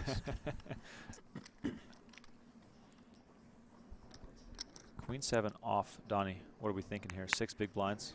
No? Quick fold? Maybe I'm too eager. I just thought 4-handed, 6 bigs. I think 6 bigs is still enough to fold.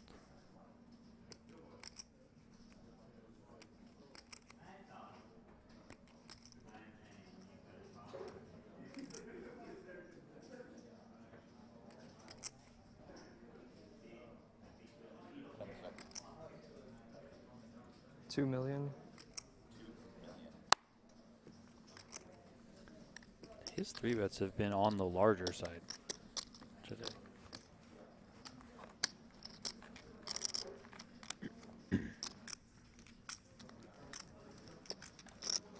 Now will be the time for Foxen to find a big hand. Posting the ante, posting the big blind. She's in for a third of her chips. This is where you do one of those, zzz, like you quickly sort of point your hands at the cards, bring it to life, make sure it's there. We'll find out in just a few seconds if it's there for her. Wilson with the real hand though, Ace-9 suited on the button. The stuff of dreams when you're playing 4-handed. Sunglasses go back on. Soverel has 5-4 off, throws it into the muck.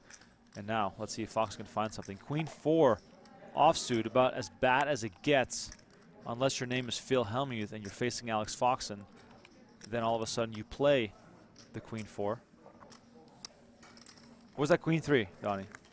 Was it queen 3 or queen 4? Helmuth versus Foxen last year. Queen 4. See, there you go. There is some history with this hand. Foxen decides to defend here for the extra 100K.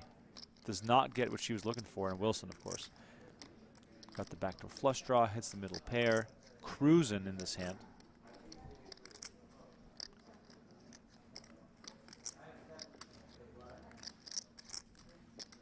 All in. All in from Wilson. Foxen with just queen high. Has to give it up. Oh, that's so brutal. That is brutal.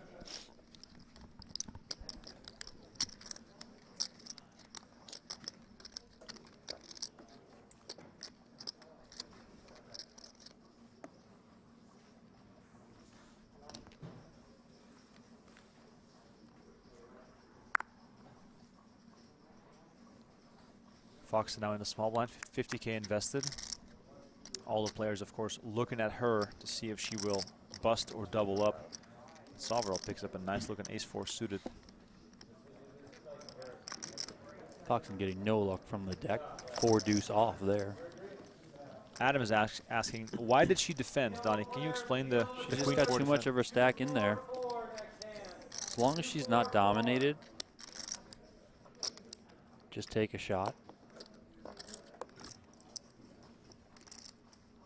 And it probably doesn't make that big of a difference whether you have 375 or 275 for the next, 2 or 3 hands. I mean, as you said, you're putting in 30% of your stack pre-flop, and here she picks up 2 aces. Oh my God! Talk about timing. Black aces for Foxen. And Soverel opened under the gun, so he's going to be priced in at least. Yeah, she's going to have at least one opponent. How much is that? I mean, Wilson might. No reopen. Yeah, he's confirming that if he does call, Sam can't reopen the action. So he might just get in there in tandem, try and take out the opponent.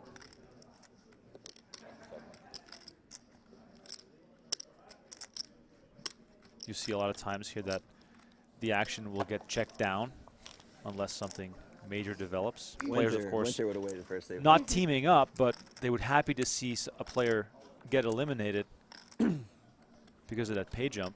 Check. King 9-4 rolls off the deck.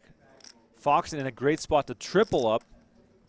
I mean, heck, it's almost a quadruple up given how short she was. 275 invested, 975 is what she could walk away with if her aces hold up. 10 on the turn here after Wilson and Soverel check. Definitely some cards to fade here as Wilson has top pair, Soverel has a flush draw and a gut shot straight draw. So his hand is definitely not over yet.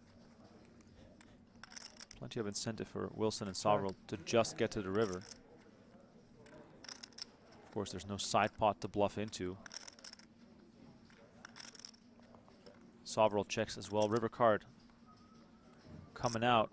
Oh, it is the 9 of hearts. And that spells the end for Kristen Foxen as Sam Soverel hits his flush. Of course, action still pending between Wilson and Soverel, but whatever happens, we're going to go to showdown. And unless Soverel folds to a shove by Wilson, hey, let's not say it's impossible. We're going to see Kristen Foxen hit the rail in 4th place. Action on Soverel now.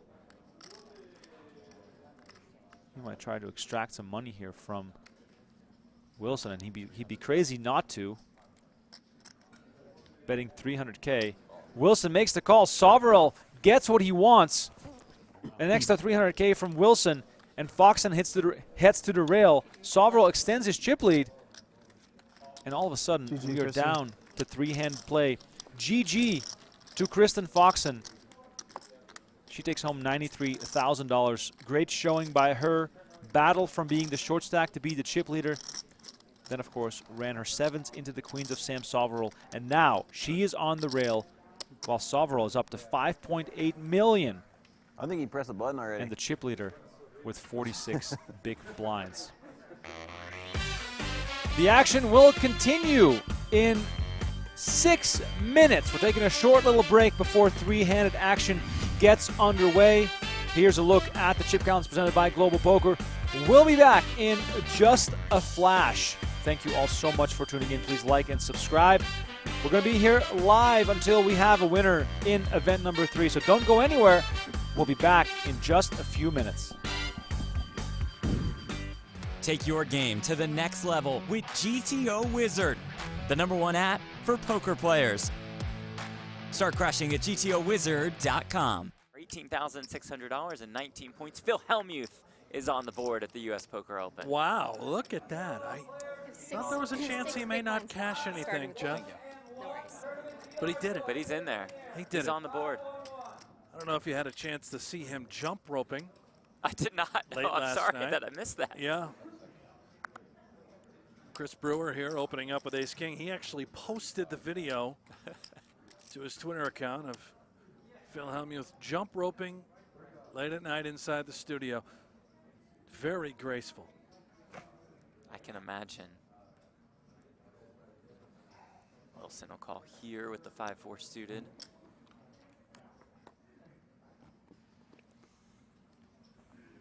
So what do you think about the final table? How was it? I mean, it was funny. I didn't finish it. I'm supposed to mean it was funny. King 10-5, 1 heart. That guy is so funny.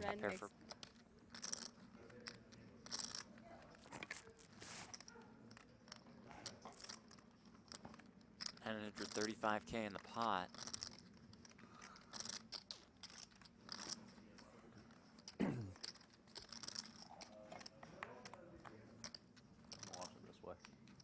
Eight, 7-5 with 2 diamonds. Backdoor diamonds do loom here.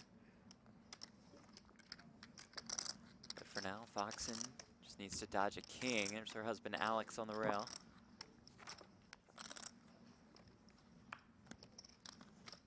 That couple will be happy with that turn card.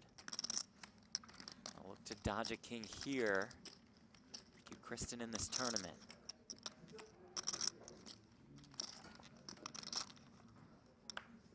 Is an ace, and just like that, Kristen Foxen is up to almost 1 million in chips.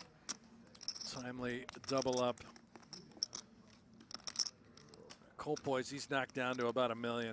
I mentioned earlier, Sean Winter, the only other player to start a USPO with 3 final tables. Oh, really? Yeah, she's like the best player I've ever seen.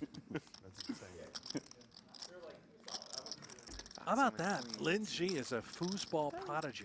What happened between the game between Dana and Marcus? Did they play up for him? Oh, yeah. Marcus is going to destroy him. Dan's been trying to add on. Nacho with 7s here. Me too. It's really something. He smashed up. Could the Argentinian be in some trouble? Who's Dan? Smith. What game? They're playing tennis. Malkus has to play with a frying pan. And they bet each other.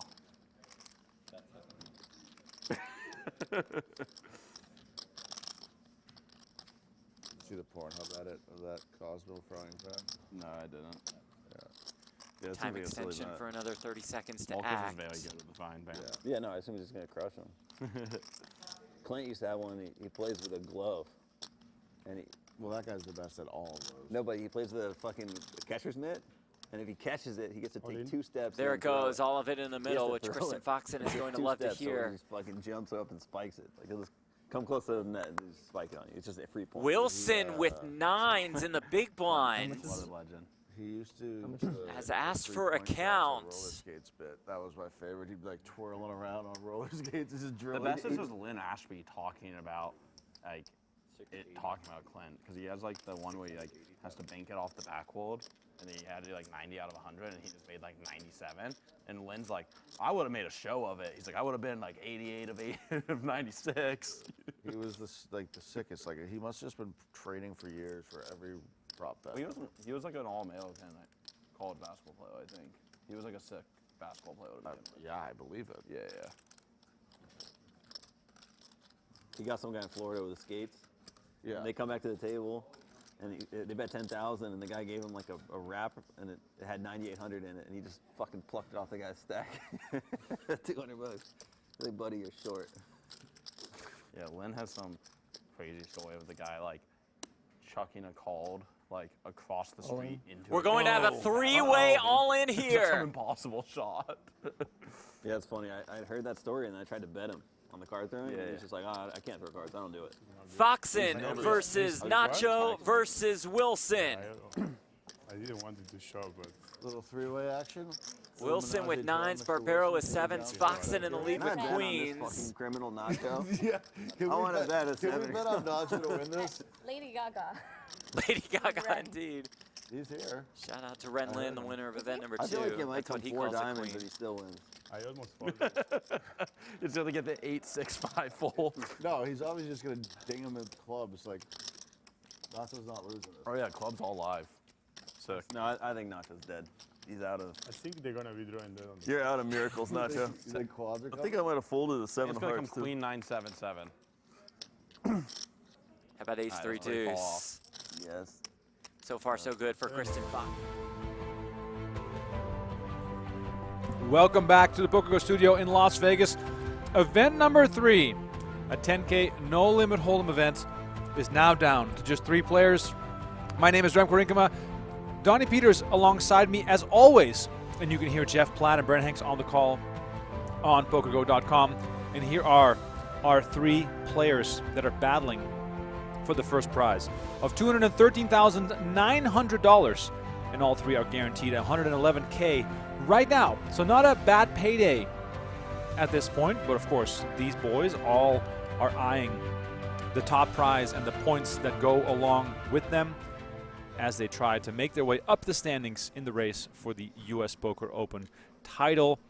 If you're still with us in the chat on YouTube, we very much appreciate it. It is time to get down to business as the blinds have once again gone up. We're playing 75K, 125K with a 125K ante.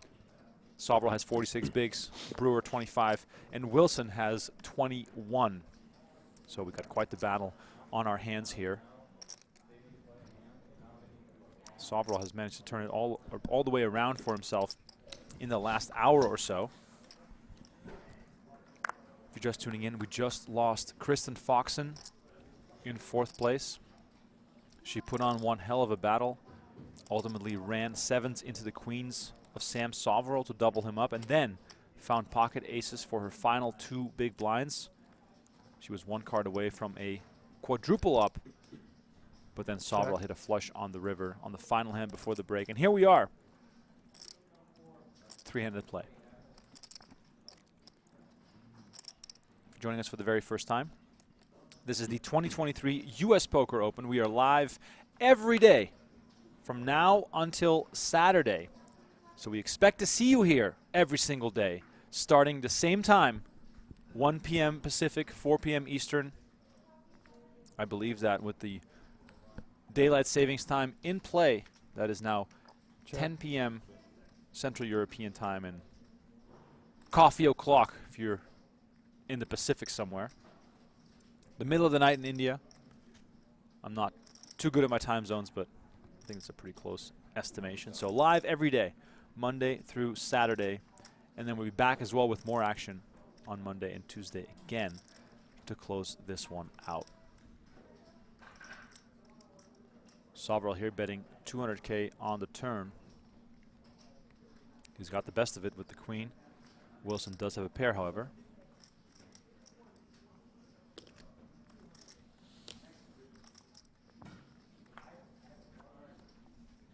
Oh, wow. Interesting development here as Wilson calls the turn and hits a 3rd 6 on the river. Soverel's queen no longer good. Donnie, are you ever leading here if you're Wilson, or are you just confident that Soverel is going to bet at it again? I mean, I think leading here is good. Just leading something small, trying to lock up some value. 600. Oh, there he goes. He goes with a larger sizing. Sam Soverel immediately kind of pulls back, shakes his head a little bit like, what the F is going on here? Like, you really just found a 6 on the river? I mean, look at Soverel's aneurysms here. He is not happy with that. He makes the call. Wow, makes the call. Wilson shows the 6. Massive swing right away. Wilson rakes this one in. Now sits on 29 bigs. Soverel's chip lead not as strong as it was before.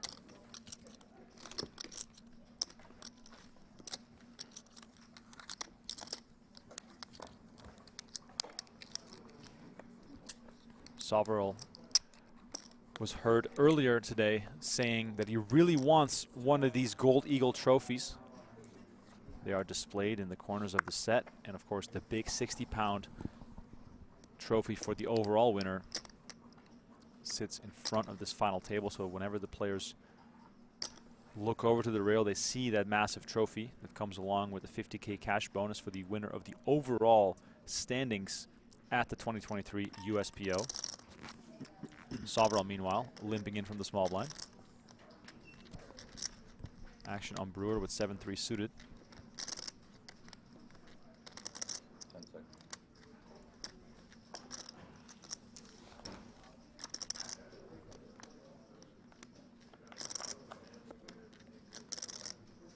King 5 rolls off the deck.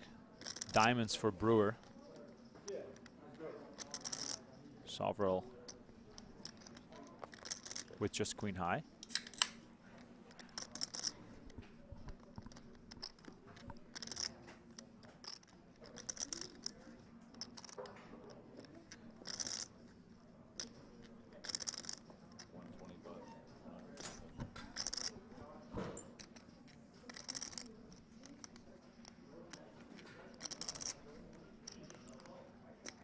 Brewer just hoping to end it right here, betting 125,000 as Wilson is taking a nap with his eyes open, so it seems.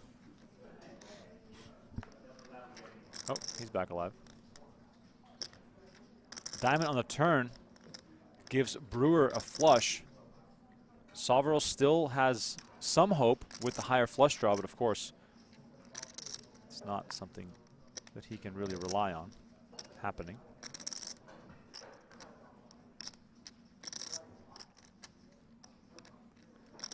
If you're Brewer, you're just gonna continue betting, right? There's no reason to slow down. Yeah, I would agree. Excuse me. Are you serving this table? Can I get a green tea with honey, please? Green tea, honey? Thank you.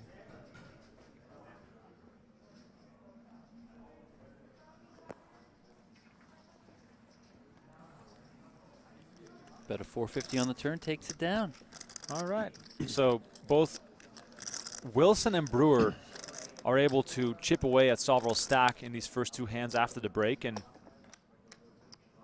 this is probably the tightest the race has been for the title in this event. Big implications, of course, as the points really matter as we head into the middle of this series. And now just 2 chips in play for those keeping track, the 25Ks and 100Ks.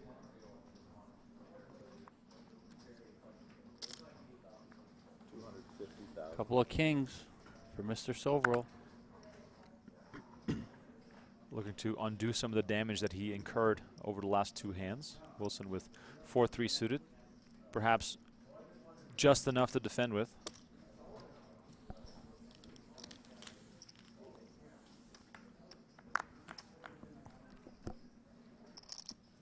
Check. Jack 10-5. Nothing really there for Wilson.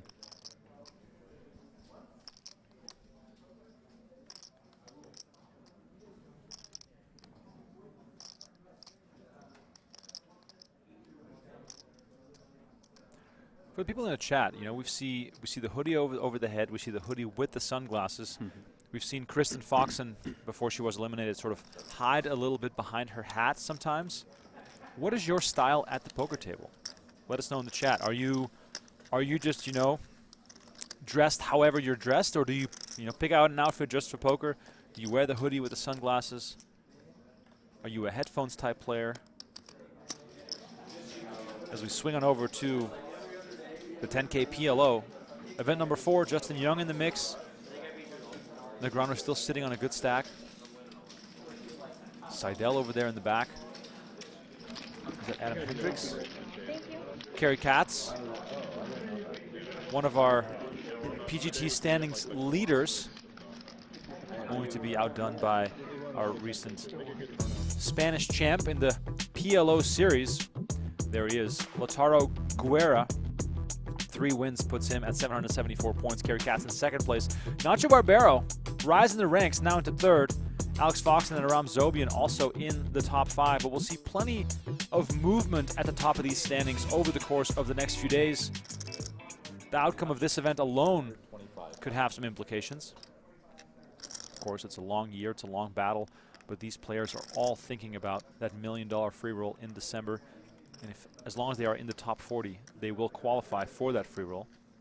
And guess what? You watching at home can also get into the $1 million free roll. You might wonder, how?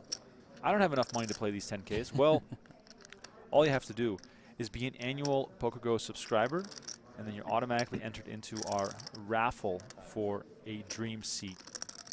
First drawing on June 6th. All annual subscribers on June 6th are in the raffle.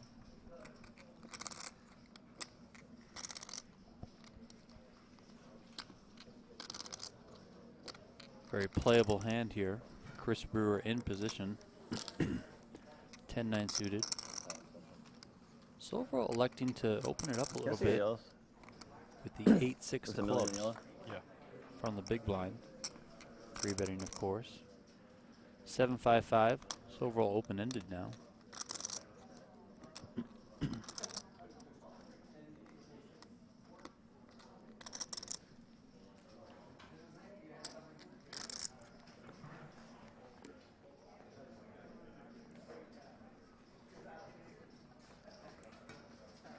The B-52 bomber says Hootie and Beanie. That's a little double up on the warmth there. Diego says sunglasses and a big chain. Is that big chain for intimidation factors or to lock up your bicycle? Bling bling. Blue Nose says dip of the cap for me. I'm a big fan of the hat at the poker table. Creates a little personal bubble if you pull it down nice and low.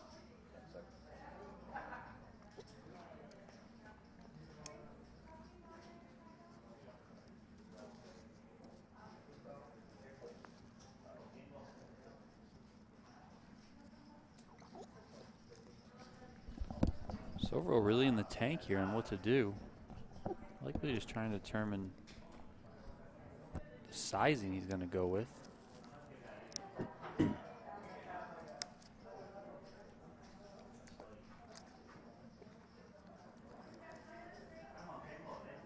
On. Oh, wow. I was going to say, he might just elect to put this all in. He gets a quick fold, yeah. Wow.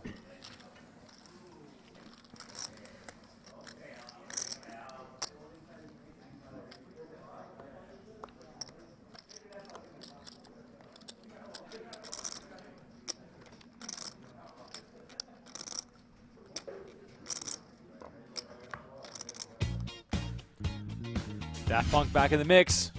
That's what it sounds like to me. Like I just mentioned, the destination is December on the 2023 PokerGo Tour.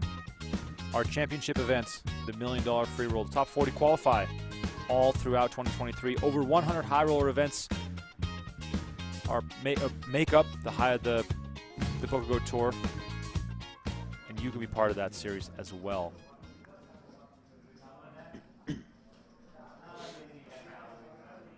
Diego says, LOL, it's a diamond chain to lock my bike. I mean, hey, my bike's pretty expensive, bro.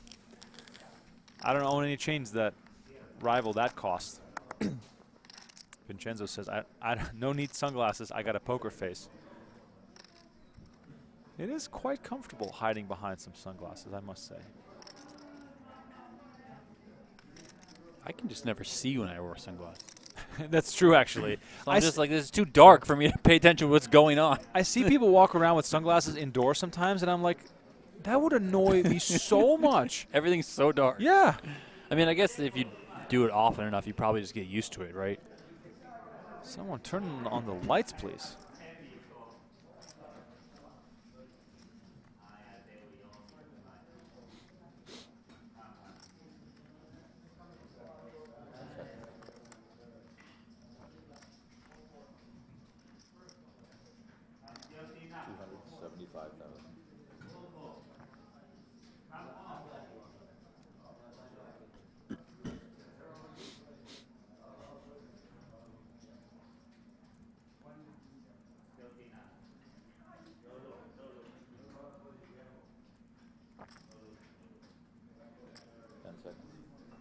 Soverel bets 275 here.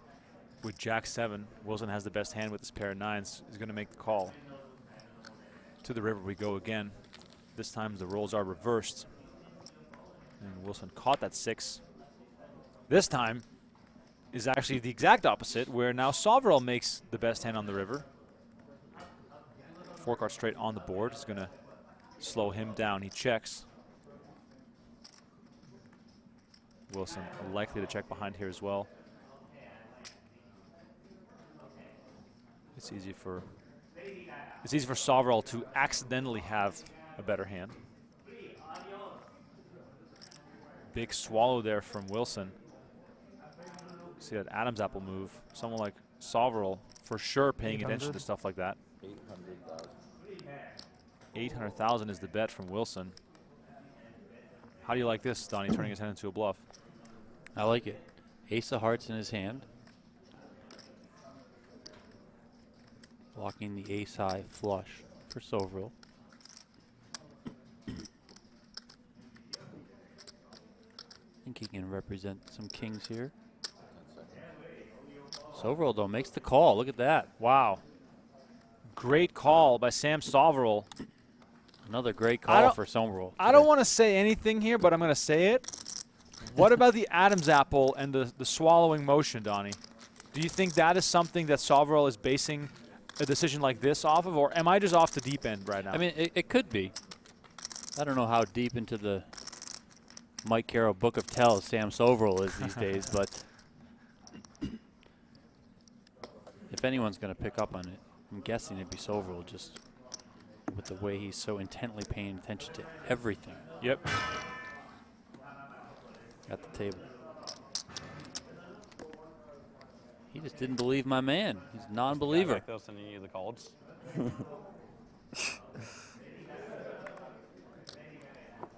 That hand knocks Wilson down to 15 big blinds. Soverel up to 59 big blinds. 7.4 million in his stack. He comes in with a raise here. Takes it down. Soverel really involved in every hand. Well, now he's in a really good position given the stack sizes of his 2 opponents.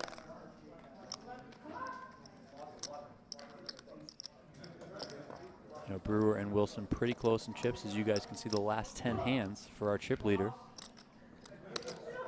Yeah, it took some hits and then bounced right back up. Oh, yeah.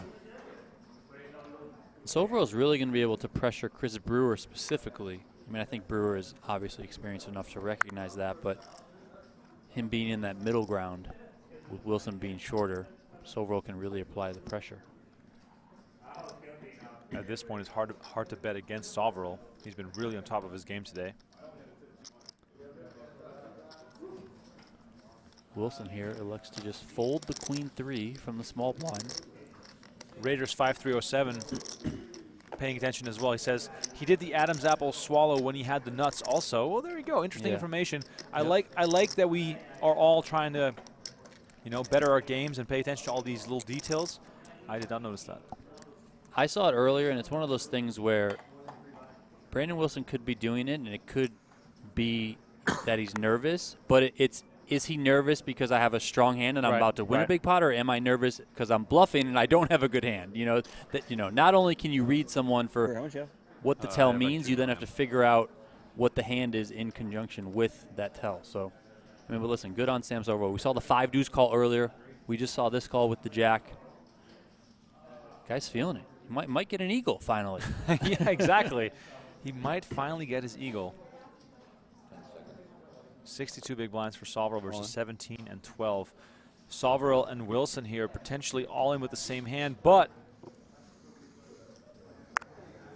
he's not going to do it. He is not going to do it. Soverel gets a little richer once more, and he really has them into a corner, Donnie. That hand right there could have gone very differently had Brandon Wilson just shoved from the button. Maybe Soverel folds the ace-6 off. You know, it does help Soverel to keep his two opponents shorter, not gamble too much. But Wilson obviously electing to just min-raise. Soverel is able to apply that pressure with the hooks that come over the top and knock out the same hand. Wilson not happy with the way things are developing right now. He is our short stack. The blinds and antes are big. And Sam Soverel just pedal to the metal. 9-8 suited, just moves it all in. I mean, I think you're going to see a lot of this now. Just Soverel just absolutely abusing his position as chip leader. For those of you out there watching, this is how you play a chip lead.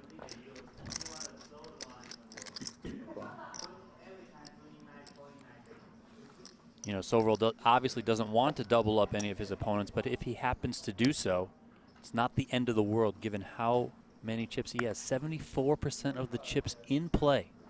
Remaining 3 players guaranteed $111,000. Second place is $148,000, and first $213,000 as Brandon Wilson moves all in from the small blind. This time, nothing for Soverel to play with.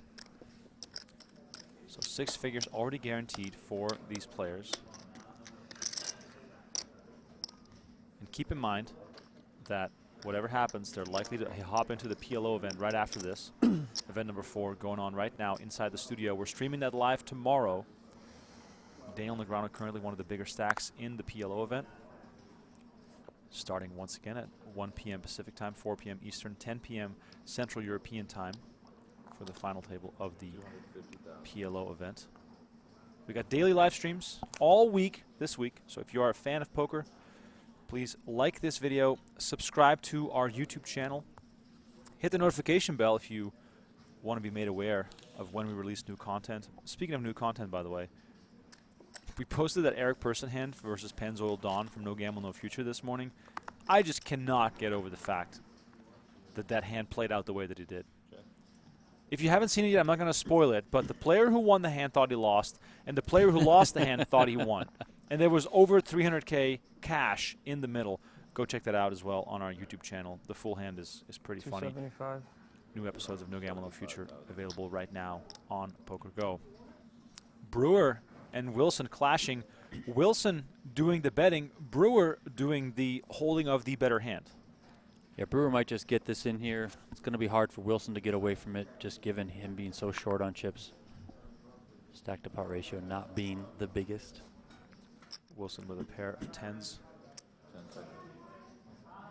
And it does make the call. There you go. Oh, wow. Some shallow poker I like it. To be played on the turn here. Turn card. The ace of hearts. Adding some outs to Wilson's hand.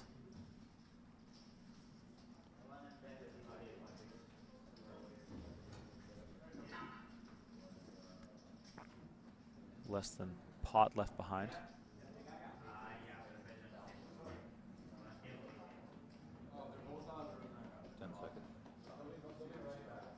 Could see him shoving here. Check. He checks behind. Okay. To the river we go. It is another ace. Brewer with the best 2-pair combo.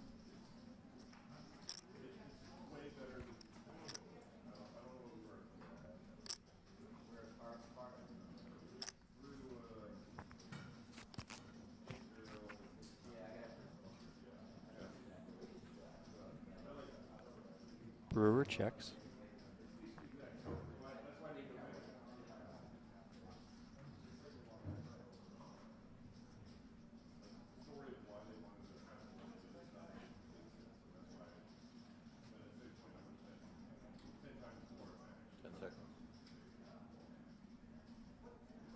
Check. Check behind for Wilson. Brewer's going to take this one with the better 2-pair. Brandon Wilson now down to 6 big blinds in the big blind on this hand, so one of those big blinds is going into the middle for the ante. And He'll have 5 big blinds to maneuver with after that. There you see, look at Brandon Wilson, where he started, 90 big blinds, came into the day as the chip leader with 6 players remaining, currently operating on just 800K with 125K big blind, so 6 bigs.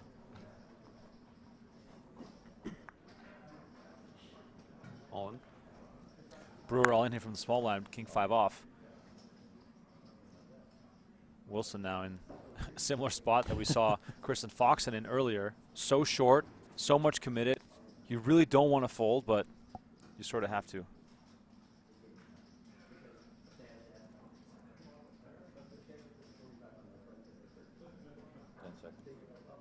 I mean, this really sucks.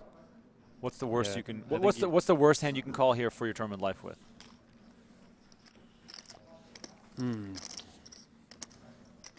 10-9 suited. Right. So you know, pretty. I mean, Jack 4 off is just so disconnected that it's just a really crappy spot. But also, never give up, you know. 4 big blinds now, you know. You have to believe, Donnie. You do have to believe.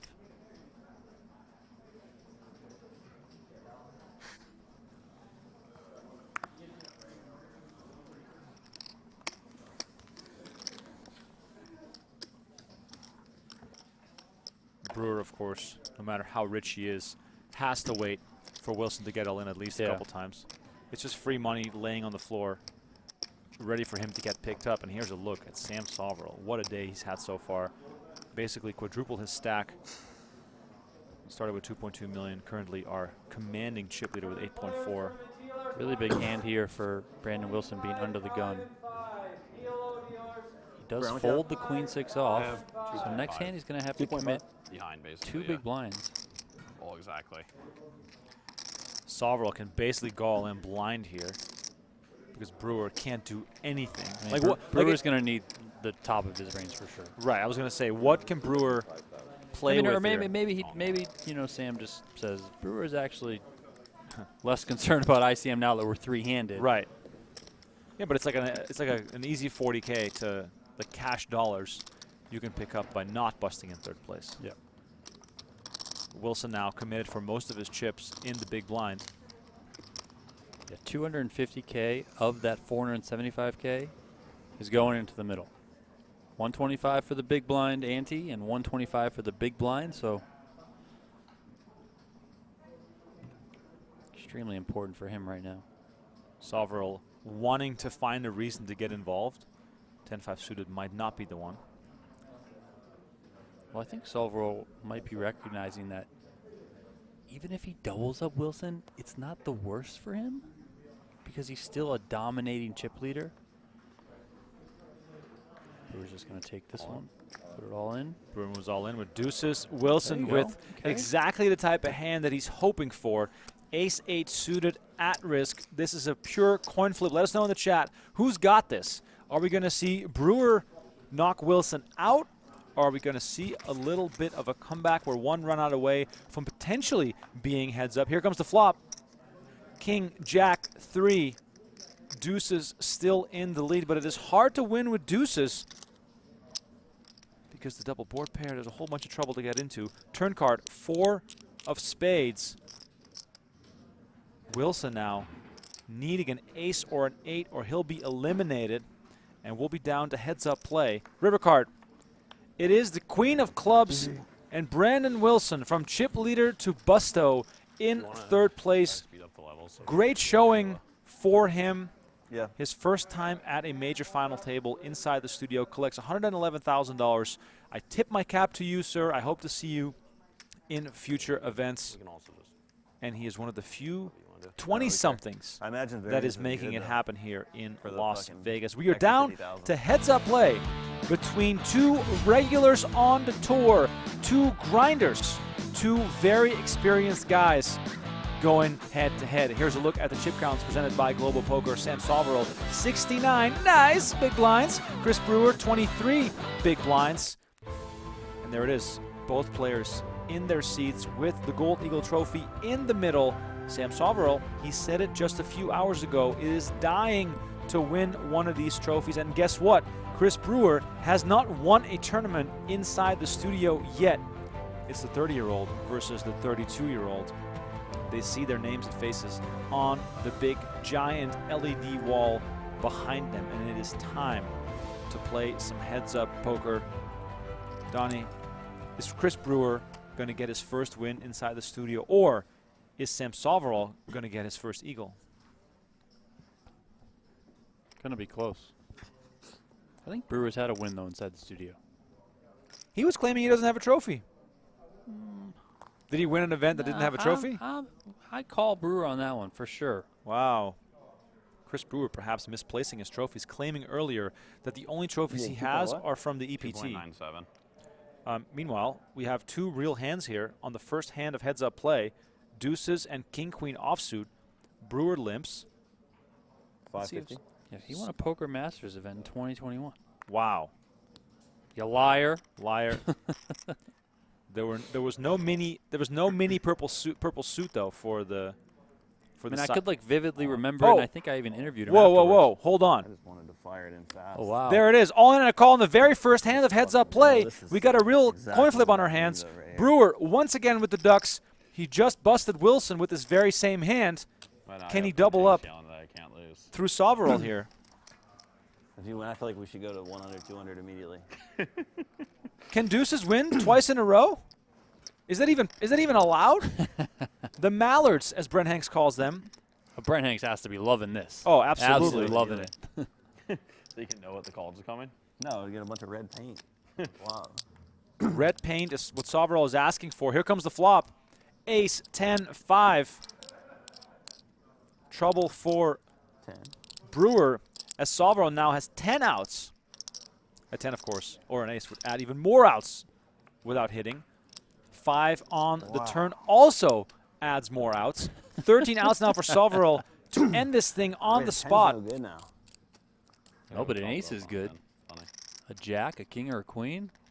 Plenty of outs for Sam Soverel. Might be a rule of too many outs. Can he hit one? He can. It's a queen on the river, and Sam Soverel does it.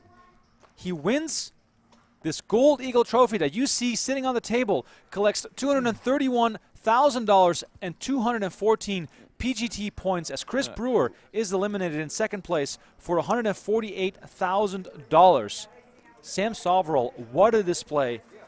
Tremendous final table action. And these boys, of course, heading to event number 4, the PLO event, that will be streamed live tomorrow here on our YouTube channel. Once more, a look at the final table results of event number 3, presented by Global Poker. Nacho Barbero, 3 final tables in a row, finished in 6th place. Dan Colpoys was next to go. Then we had a very long 4-handed battle with Kristen Foxen busting, ultimately taking home $93K. Then Brandon Wilson in 3rd, $111K. Chris Brewer, $148. Sam Soverel, $213,000. Thank you all so much for tuning in. Nacho Barbero remains in the lead in the race for the giant 60-pound Gold Eagle Trophy and $50K cash bonus. My name is Remko Rinkema. Donnie Peters alongside me again tomorrow as Sam Soverel crushes some of that day one drink.